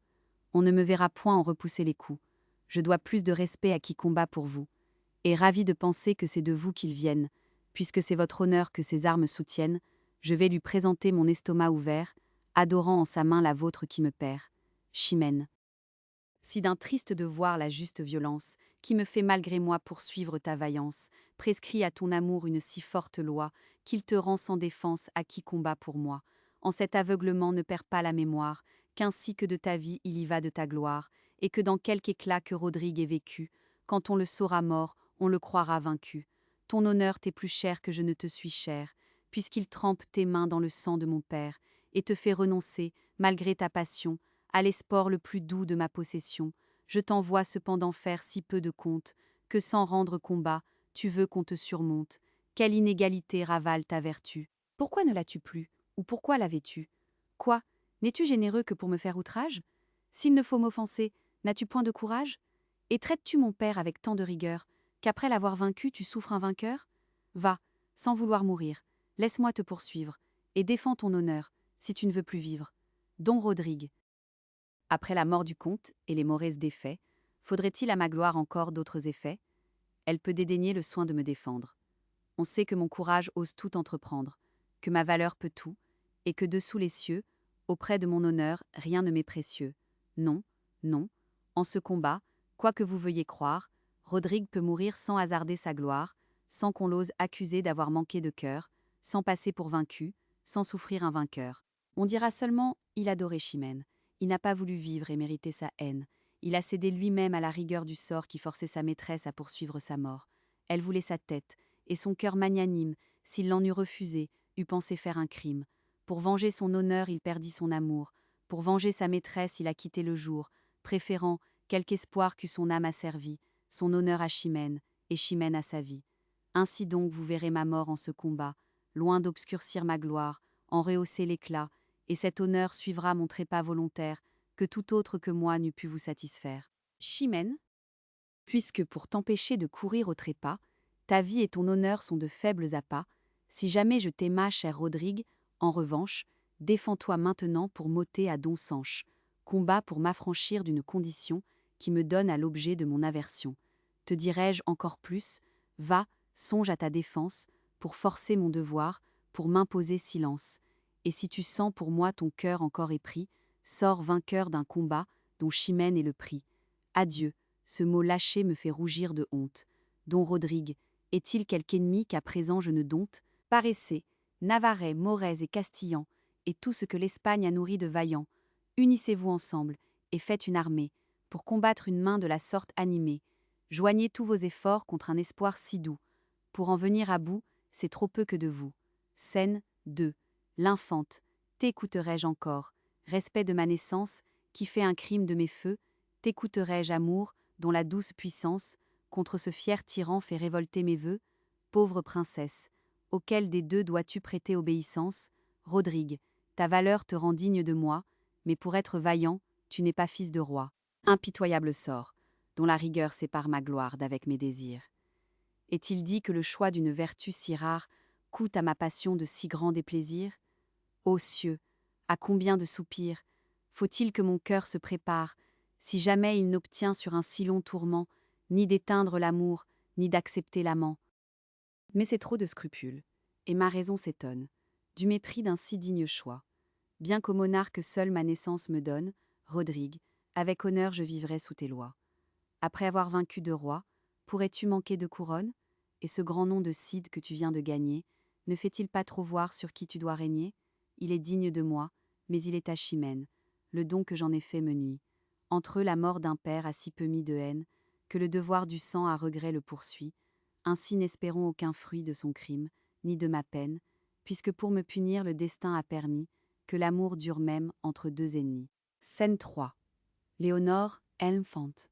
Où viens-tu, Léonore? Léonore, où viens-tu, Léonore? Vous applaudir, madame, sur le repos qu'enfin a retrouvé votre âme. Léinfante d'où viendrait ce repos dans un comble d'ennui? Léonore, si l'amour vit des sports, et s'il meurt avec lui, Rodrigue ne peut plus charmer votre courage. Vous savez le combat où Chimène l'engage. Puisqu'il faut qu'il meure, ou qu'il soit son mari, votre espérance est morte, et votre esprit guéri. Léinfante, ah! Qu'il s'en faut encore. Léonore, ah! Qu'il s'en faut encore. Que pouvez-vous prétendre? L'infante mais, plutôt quel espoir me pourrais-tu défendre? Si Rodrigue combat sous ces conditions, pour en rompre l'effet, j'ai trop d'inventions. L'amour, ce doux auteur de mes cruels supplices, aux esprits des amants apprend trop d'artifices. Léonore. Pourrez-vous quelque chose, après qu'un père mort n'a pu dans leurs esprits allumer de discorde? Car Chimène aisément montre par sa conduite que la haine aujourd'hui ne fait pas sa poursuite. Elle obtient un combat, et pour son combattant, c'est le premier offert qu'elle accepte à l'instant. Elle n'a point recours à ces mains généreuses que tant d'exploits fameux rendent si glorieuses. Donsanche lui suffit, et mérite son choix, parce qu'il va s'armer pour la première fois. Elle aime en ce duel son peu d'expérience. Comme il est sans renom, elle est sans défiance, et sa facilité vous doit bien faire voir qu'elle cherche un combat qui force son devoir, qui livre à son Rodrigue une victoire aisée, et l'autorise enfin à paraître apaisée. L'infante. Je le remarque assez, et toutefois mon cœur, à l'envie de Chimène, adore ce vainqueur. À quoi me résoudrais-je, amante infortunée? Léonore, à vous mieux souvenir de qui vous êtes née, le ciel vous doit un roi, vous aimez un sujet. L'infante. Mon inclination a bien changé d'objet. Je n'aime plus Rodrigue, un simple gentilhomme. Non, ce n'est plus ainsi que mon amour le nomme. Si j'aime, c'est l'auteur de tant de beaux exploits, c'est le valeureux Cid, le maître de deux rois. Je me vaincrai pourtant, non de peur d'aucun blâme, mais pour ne troubler pas une si belle flamme. Et quand pour m'obliger on l'aurait couronné, je ne veux point reprendre un bien que j'ai donné. Puisqu'en un tel combat sa victoire est certaine, allons encore un coup le donner à Chimène. Et toi, qui vois les traits dont mon cœur est percé, viens me voir achever comme j'ai commencé. Scène 4, Chimène. Elvire, Chimène. Elvire, que je souffre, et que je suis à plaindre. Je ne sais qu'espérer, et je vois tout à craindre. Aucun vœu ne m'échappe où j'ose consentir. Je ne souhaite rien, sans un prompt repentir. À deux rivaux pour moi je fais prendre les armes. Le plus heureux succès me coûtera des larmes.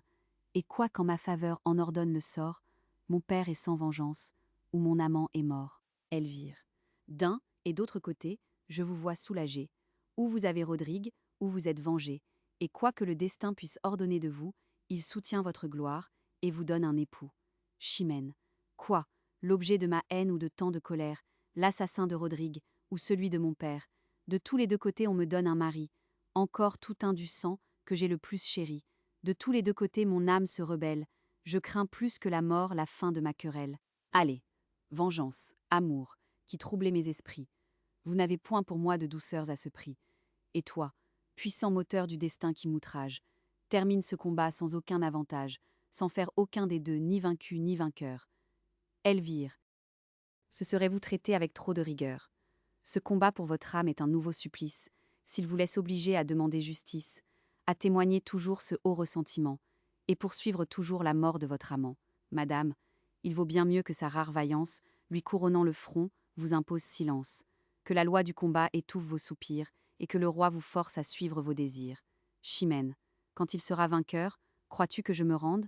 Mon devoir est trop fort, et ma perte trop grande, et ce n'est pas assez pour leur faire la loi, que celle du combat et le vouloir du roi. Il peut vaincre Don Sanché avec fort peu de peine, mais non pas avec lui la gloire de Chimène, et quoiqu'à sa victoire un monarque ait promis, mon honneur lui fera 1000 autres ennemis. Elvire, gardez, pour vous punir de cet orgueil étrange, que le ciel à la fin ne souffre qu'on vous venge. Quoi? Vous voulez encore refuser le bonheur de pouvoir maintenant vous taire avec honneur? Que prétend ce devoir, et qu'est-ce qu'il espère? La mort de votre amant vous rendra-t-elle un père? Est-ce trop peu pour vous que d'un coup de malheur, faut-il perte sur perte, et douleur sur douleur? Allez, dans le caprice où votre humeur s'obstine, vous ne méritez pas l'amant qu'on vous destine, et nous verrons du ciel l'équitable courroux vous laisser, par sa mort Don Sanche pour époux. Chimène. Elvire, c'est assez des peines que j'endure, ne les redouble point de ce funeste augure. Je veux, si je le puis, les éviter tous deux. Sinon, en ce combat, Rodrigue a tous mes vœux. Non qu'une folle ardeur de son côté me penche, mais, s'il était vaincu, je serais à Don Sanche. Cette appréhension fait naître mon souhait. Que vois-je, malheureuse? Elvire, c'est en effet. Scène, V. Don Sanche, Chimène, Elvire Don Sanche. Obligée d'apporter à vos pieds cette épée, Chimène. Quoi?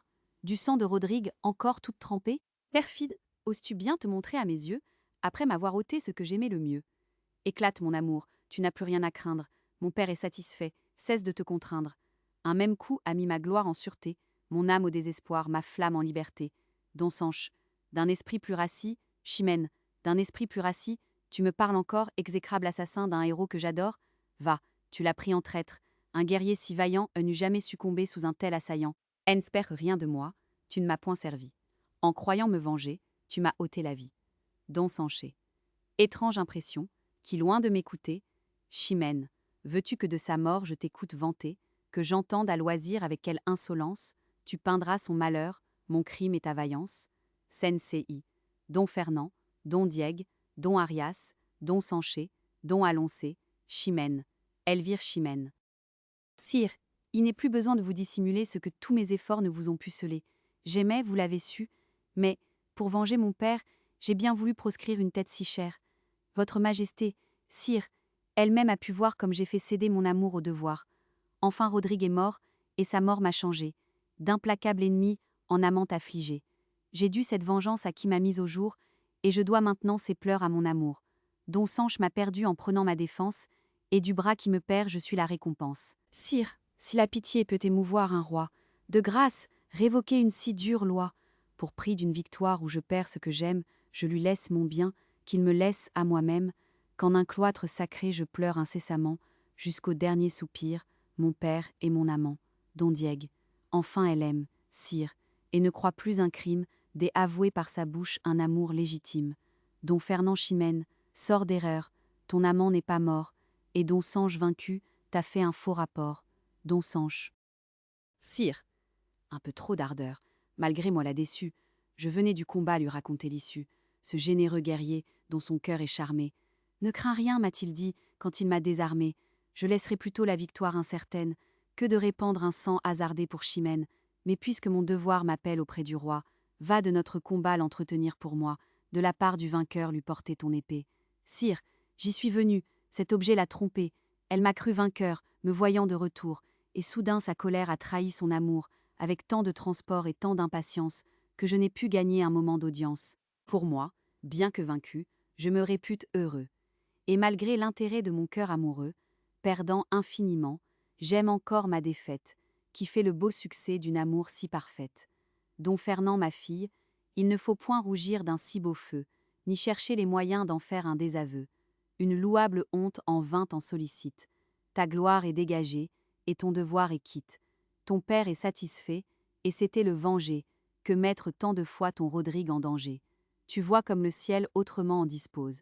Ayant tant fait pour lui, fais pour toi quelque chose, et ne sois point rebelle à mon commandement, qui te donne un époux aimé si chèrement. Scène 7. Don Fernand, Don Diègue, Don Arias, Don Rodrigue, Don Aloncé, Don Sanché, Lefenfant, Chimène, Léonore, Elvire Lefenfant, sèche tes pleurs, Chimène, et reçois sans tristesse ce généreux vainqueur des mains de ta princesse. Don Rodrigue. Ne vous offensez point, sire, si devant vous un respect amoureux me jette à ses genoux. Je ne viens point ici demander ma conquête. Je viens tout de nouveau vous apporter ma tête, madame. Mon amour n'emploiera point pour moi, ni la loi du combat, ni le vouloir du roi. Si tout ce qui s'est fait est trop peu pour un père, dites par quels moyens il vous faut satisfaire. Faut-il combattre encore 1000 et 1000 rivaux, au debout de la terre étendre mes travaux, forcer moi seul un camp, mettre en fuite une armée, des héros fabuleux passer la renommée? Si mon crime par là se peut enfin laver, j'ose tout entreprendre, et puis tout achever. Mais si ce fier honneur, toujours inexorable, ne se peut apaiser sans la mort du coupable, n'armez plus contre moi le pouvoir des humains. Ma tête est à vos pieds, vengez-vous par vos mains. Vos mains seules ont droit de vaincre un invincible. Prenez une vengeance à tout autre impossible. Mais du moins que ma mort suffise à me punir. Ne me bannissez point de votre souvenir. Et puisque mon trépas conserve votre gloire, pour vous en revancher, conservez ma mémoire. Et dites quelquefois, en déplorant mon sort, s'il ne m'avait aimé, il ne serait pas mort. Chimène. Relève-toi, Rodrigue. Il faut l'avouer, sire, je vous en ai trop dit pour m'en pouvoir dédire. Rodrigue a des vertus que je ne puis haïr, et quand un roi commande, on lui doit obéir. Mais à quoi que déjà vous m'ayez condamné, pourrez-vous à vos yeux souffrir cet hyménée? Et quand de mon devoir vous voulez cet effort, toute votre justice en est-elle d'accord? Si Rodrigue à l'état devient si nécessaire, de ce qu'il fait pour vous dois-je être le salaire, et me livrer moi-même au reproche éternel d'avoir trempé mes mains dans le sang paternel? Don Fernand. Le temps assez souvent a rendu légitime, ce qui semblait d'abord ne se pouvoir sans crime. Rodrigue t'a gagné, et tu dois être à lui. Mais quoique sa valeur t'ait conquise aujourd'hui, il faudrait que je fusse ennemi de ta gloire pour lui donner sitôt le prix de sa victoire. Cet immense différé ne rompt point une loi qui, sans marquer de temps, lui destine ta foi. Prends 1 an, si tu veux, pour essuyer tes larmes. Rodrigue, cependant, il faut prendre les armes. Après avoir vaincu les Maures sur nos bords, renversé leurs desseins, repoussé leurs efforts, va jusqu'en leur pays leur reporter la guerre, commander mon armée et ravager leurs terres. À ce nom seul de Cid, ils trembleront d'effroi. Ils t'ont nommé seigneur et te voudront pour roi. Mais parmi tes hauts faits, sois-lui toujours fidèle.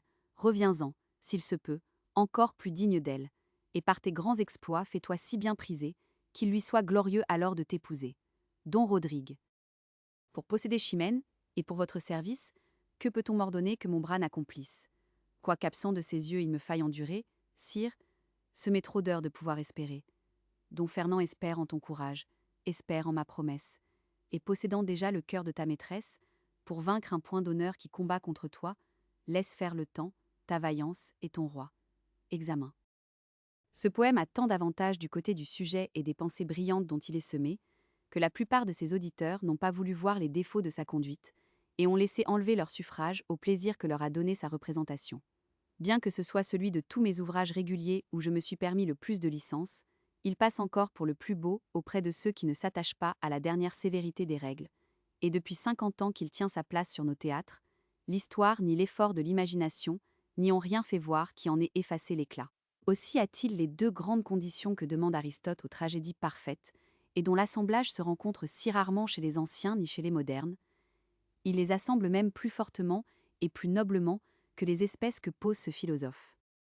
Une maîtresse que son devoir force à poursuivre la mort de son amant, qu'elle tremble d'obtenir, a les passions plus vives et plus allumées que tout ce qui peut se passer entre un mari et sa femme, une mère et son fils, un frère et sa sœur, et la haute vertu dans un naturel sensible à ses passions, qu'elle dompte sans les affaiblir, et à qui elle laisse toute leur force pour en triompher plus glorieusement, a quelque chose de plus touchant, de plus élevé et de plus aimable que cette médiocre bonté, capable d'une faiblesse, et même d'un crime, où nos anciens étaient contraints d'arrêter le caractère le plus parfait des rois et des princes dont ils faisaient leurs héros, afin que ces tâches et ces forfaits, défigurant ce qu'ils leur laissaient de vertu, s'accommodassent au goût et aux souhaits de leurs spectateurs, et fortifiassent l'horreur qu'ils avaient conçue de leur domination et de la monarchie.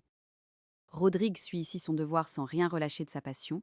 Chimène fait la même chose à son tour, sans laisser ébranler son dessein par la douleur où elle se voit abîmée par là, et si la présence de son amant lui fait faire quelques faux pas, c'est une glissade dont elle se relève à l'heure même, et non seulement elle connaît si bien sa faute qu'elle nous en avertit, mais elle fait un prompt désaveu de tout ce qu'une vue si chère lui a pu arracher. Il n'est point besoin qu'on lui reproche qu'il lui est honteux de souffrir l'entretien de son amant après qu'il a tué son père. Elle avoue que c'est la seule prise que la médisance aura sur elle. Si elle s'emporte jusqu'à lui dire qu'elle veut bien qu'on sache qu'elle l'adore et le poursuit, ce n'est point une résolution si ferme qu'elle l'empêche de cacher son amour de tout son possible lorsqu'elle est en la présence du roi.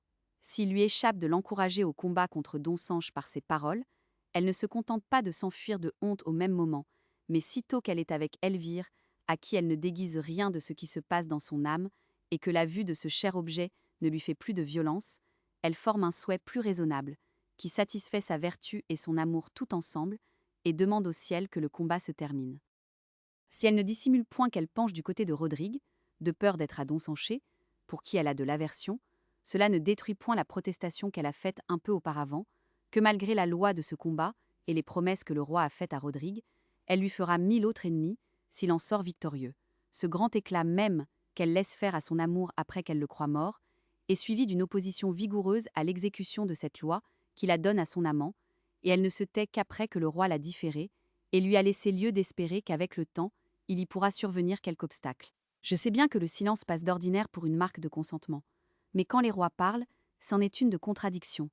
On ne manque jamais à leur applaudir quand on entre dans leurs sentiments, et le seul moyen de leur contredire avec le respect qui leur est dû, c'est de se taire, quand leurs ordres ne sont pas si pressants qu'on ne puisse remettre à s'excuser de leur obéir lorsque le temps en sera venu, et conserver cependant une espérance légitime d'un empêchement qu'on ne peut encore déterminément prévoir.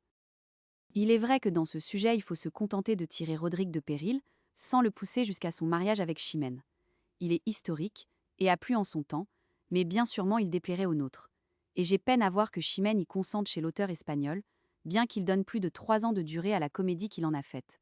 Pour ne pas contredire l'histoire, j'ai cru ne me pouvoir dispenser d'en jeter quelque idée, mais avec incertitude de l'effet, et ce n'était que par là que je pouvais accorder la bienséance du théâtre avec la vérité de l'événement. Les 2 visites que Rodrigue fait à sa maîtresse ont quelque chose qui choque cette bienséance de la part de celle qui les souffre. La rigueur du devoir voulait qu'elle refusât de lui parler et s'enferma dans son cabinet, au lieu de l'écouter. Mais permettez-moi de dire avec un des premiers esprits de notre siècle que leur conversation est remplie de si beaux sentiments que plusieurs n'ont pas connu ce défaut et que ceux qui l'ont connu l'ont toléré. J'irai plus outre et dirais que tous presque ont souhaité que ces entretiens se fissent, et j'ai remarqué aux premières représentations qu'alors que ce malheureux amant se présentait devant elle, il s'élevait un certain frémissement dans l'assemblée qui marquait une curiosité merveilleuse et un redoublement d'attention pour ce qu'ils avaient à se dire dans un état si pitoyable. Aristote dit qu'il y a des absurdités qu'il faut laisser dans un poème, quand on peut espérer qu'elles seront bien reçues, et il est du devoir du poète, en ce cas, de les couvrir de tant de brillants qu'elles puissent éblouir. Je laisse au jugement de mes auditeurs si je me suis assez bien acquitté de ce devoir pour justifier par là ces 2 scènes. Les pensées de la première des 2 sont quelquefois trop spirituelles pour partir de personnes fort affligées, mais outre que je n'ai fait que la paraphraser de l'espagnol, si nous ne nous permettions quelque chose de plus ingénieux que le cours ordinaire de la passion, nos poèmes ramperaient souvent, et les grandes douleurs ne mettraient dans la bouche de nos acteurs que des exclamations et des hélas. Pour ne déguiser rien, cette offre que fait Rodrigue de son épée à Chimène, et cette protestation de se laisser tuer par Don Sanché, ne me plairaient pas maintenant. Ses beautés étaient de mise en ce temps-là, et ne le seraient plus en celui-ci. La première est dans l'original espagnol, et l'autre est tirée sur ce modèle. Toutes les 2 ont fait leur effet en ma faveur, mais je ferai scrupule d'en étaler de pareils à l'avenir sur notre théâtre. J'ai dit ailleurs ma pensée touchant l'infante et le roi. Il reste néanmoins quelque chose à examiner sur la manière dont ce dernier agit, qui ne paraît pas assez vigoureuse, en ce qu'il ne fait pas arrêter le comte après le soufflet donné, et n'envoie pas des gardes à Don Diègue et à son fils. Sur quoi on peut considérer que Don Fernand étant le premier roi de Castille, et ceux qui en avaient été maîtres auparavant lui n'ayant eu titre que de comte, il n'était peut-être pas assez absolu sur les grands seigneurs de son royaume pour le pouvoir faire. Chez Don Guylaine de Castro, qui a traité ce sujet avant moi, et qui devait mieux connaître que moi quelle était l'autorité de ce premier monarque de son pays, le soufflet se donne en sa présence, et en celle de 2 ministres d'État, qui lui conseillent, après que le comte s'est retiré fièrement et avec bravade, et que Don Diègue a fait la même chose en soupirant, de ne le pousser point à bout, parce qu'il a quantité d'amis dans les Asturies, qui se pourraient révolter, et prendre parti avec les morts dont son état est environné. Ainsi il se résout d'accommoder l'affaire sans bruit, et recommande le secret à ses 2 ministres, qui ont été seuls témoins de l'action. C'est sur cet exemple que je me suis cru bien fondé à le faire agir plus mollement qu'on ne ferait en ce temps-ci, où l'autorité royale est plus absolue. Je ne pense pas non plus qu'il fasse une faute bien grande de ne jeter point l'alarme de nuit dans sa ville, sur l'avis incertain qu'il a du dessein des morts, puisqu'on faisait bonne garde sur les murs et sur le port. Mais il est inexcusable de n'y donner aucun ordre après leur arrivée, et de laisser tout faire à Rodrigue. La loi du combat qu'il propose à Chimène avant que de le permettre à Don Sanche contre Rodrigue n'est pas si injuste que quelques-uns ont voulu le dire, parce qu'elle est plutôt une menace pour la faire dédire de la demande de ce combat qu'un arrêt qu'il lui veuille faire exécuter. Cela paraît en ce qu'après la victoire de Rodrigue, il n'en exige pas précisément l'effet de sa parole, et la laisse en état d'espérer que cette condition n'aura point de lieu. Je ne puis dénier que la règle des 24 heures presse trop les incidents de cette pièce. La mort du comte et l'arrivée des morts s'y pouvaient entresuivre d'aussi près qu'elles font, parce que cette arrivée est une surprise qui n'a point de communication ni de mesure à prendre avec le reste. Mais il n'en va pas ainsi du combat de Don Sanche, dont le roi était le maître, et pouvait lui choisir un autre temps que 2 heures après la fuite des morts. Leur défaite avait assez fatigué Rodrigue toute la nuit pour mériter 2 ou 3 jours de repos, et même il y avait quelque apparence qu'il n'en était pas échappé sans blessure, quoique je n'en ai rien dit, parce qu'elle n'aurait fait que nuire à la conclusion de l'action. Cette même règle presse aussi trop Chimène de demander justice au roi la seconde fois. Elle l'avait fait le soir d'auparavant, et n'avait aucun sujet d'y retourner le lendemain matin, pour en importuner le roi, dont elle n'avait encore aucun lieu de se plaindre, puisqu'elle ne pouvait encore dire qu'il lui eût manqué de promesses. Le roman lui aurait donné 7 ou 8 jours de patience, avant que de l'en presser de nouveau, mais les 24 heures ne l'ont pas permis. C'est l'incommodité de la règle, passons à celle de l'unité de lieu, qui ne m'a pas donné moins de gêne en cette pièce. Je l'ai placé dans Séville, bien que Don Fernand n'en ait jamais été le maître, Et j'ai été obligé à cette falsification pour former quelque vraisemblance à la descente des morts, dont l'armée ne pouvait venir si vite par terre que par eau. Je ne voudrais pas assurer toutefois que le flux de la mer monte effectivement jusque-là, mais comme dans notre scène il fait encore plus de chemin qu'il ne lui en faut faire sur le Guadalquivir pour battre les murailles de cette ville, cela peut suffire à fonder quelques probabilités parmi nous, pour ceux qui n'ont point été sur le lieu même. Cette arrivée des morts ne laisse pas d'avoir ce défaut, que j'ai marqué ailleurs, qu'ils se présentent d'eux-mêmes, sans être appelés dans la pièce, directement ni indirectement, par aucun acteur du premier acte. Ils ont plus de justesse dans l'irrégularité de l'auteur espagnol. Rodrigue n'osant plus se montrer à la cour, les va combattre sur la frontière, et ainsi le premier acteur les va chercher, et leur donne place dans le poème, au contraire de ce qui arrive ici, où il semble se venir faire de fête exprès pour en être battu, et lui donner moyen de rendre à son roi un service d'importance, qui lui fasse obtenir sa grâce. C'est une seconde incommodité de la règle dans cette tragédie.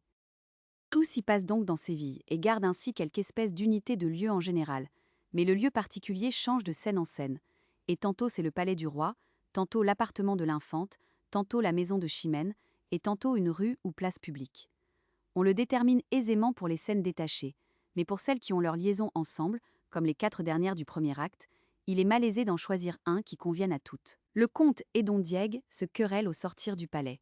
Cela se peut passer dans une rue, mais après le soufflet reçu, Don Diègue ne peut pas demeurer en cette rue à faire ses plaintes, attendant que son fils survienne, qu'il ne soit tout aussitôt environné de peuple, et ne reçoive l'offre de quelques amis. Ainsi, il serait plus à propos qu'il se plaignît dans sa maison, ou le mêle espagnol, pour laisser aller ses sentiments en liberté.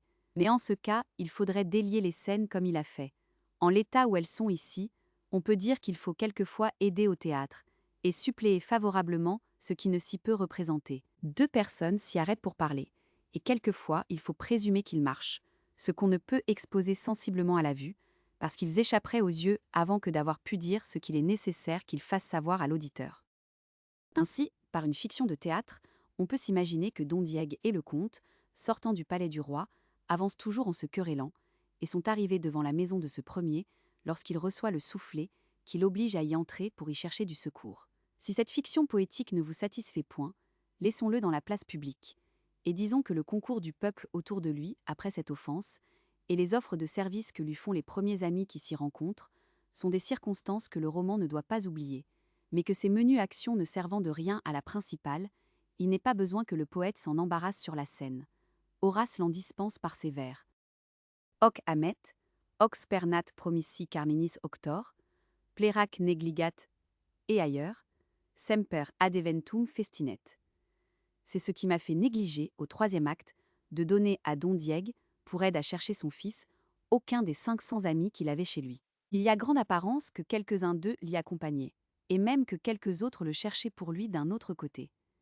Mais ces accompagnements inutiles de personnes qui n'ont rien à dire, puisque celui qu'ils accompagnent a seul tout l'intérêt à l'action, ces sortes d'accompagnements, dis-je, ont toujours mauvaise grâce au théâtre, et d'autant plus que les comédiens n'emploient à ces personnages muets que leurs moucheurs de chandelles et leurs valets, qui ne savent quelle posture tenir.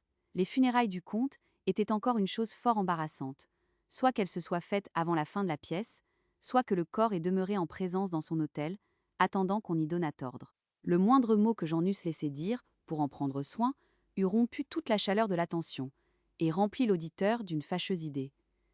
J'ai cru plus à propos de les dérober à son imagination par mon silence, aussi bien que le lieu précis de ces 4 scènes du premier acte dont je viens de parler, et je m'assure que cet artifice m'a si bien réussi que peu de personnes ont pris garde à l'un ni à l'autre, et que la plupart des spectateurs, laissant emporter leurs esprits à ce qu'ils ont vu et entendu de pathétique en ce poème, ne se sont point avisés de réfléchir sur ces 2 considérations.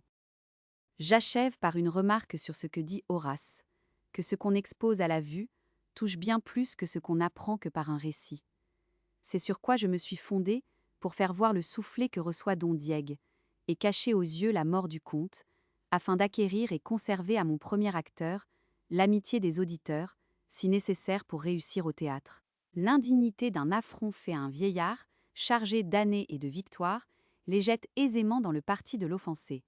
Et cette mort, qu'on vient dire au roi tout simplement sans aucune narration touchante, n'excite point en eux la commisération qui eût fait naître le spectacle de son sang, et ne leur donne aucune aversion pour ce malheureux amant, qu'ils ont vu forcé par ce qu'il devait à son honneur d'en venir à cette extrémité, malgré l'intérêt et la tendresse de son amour.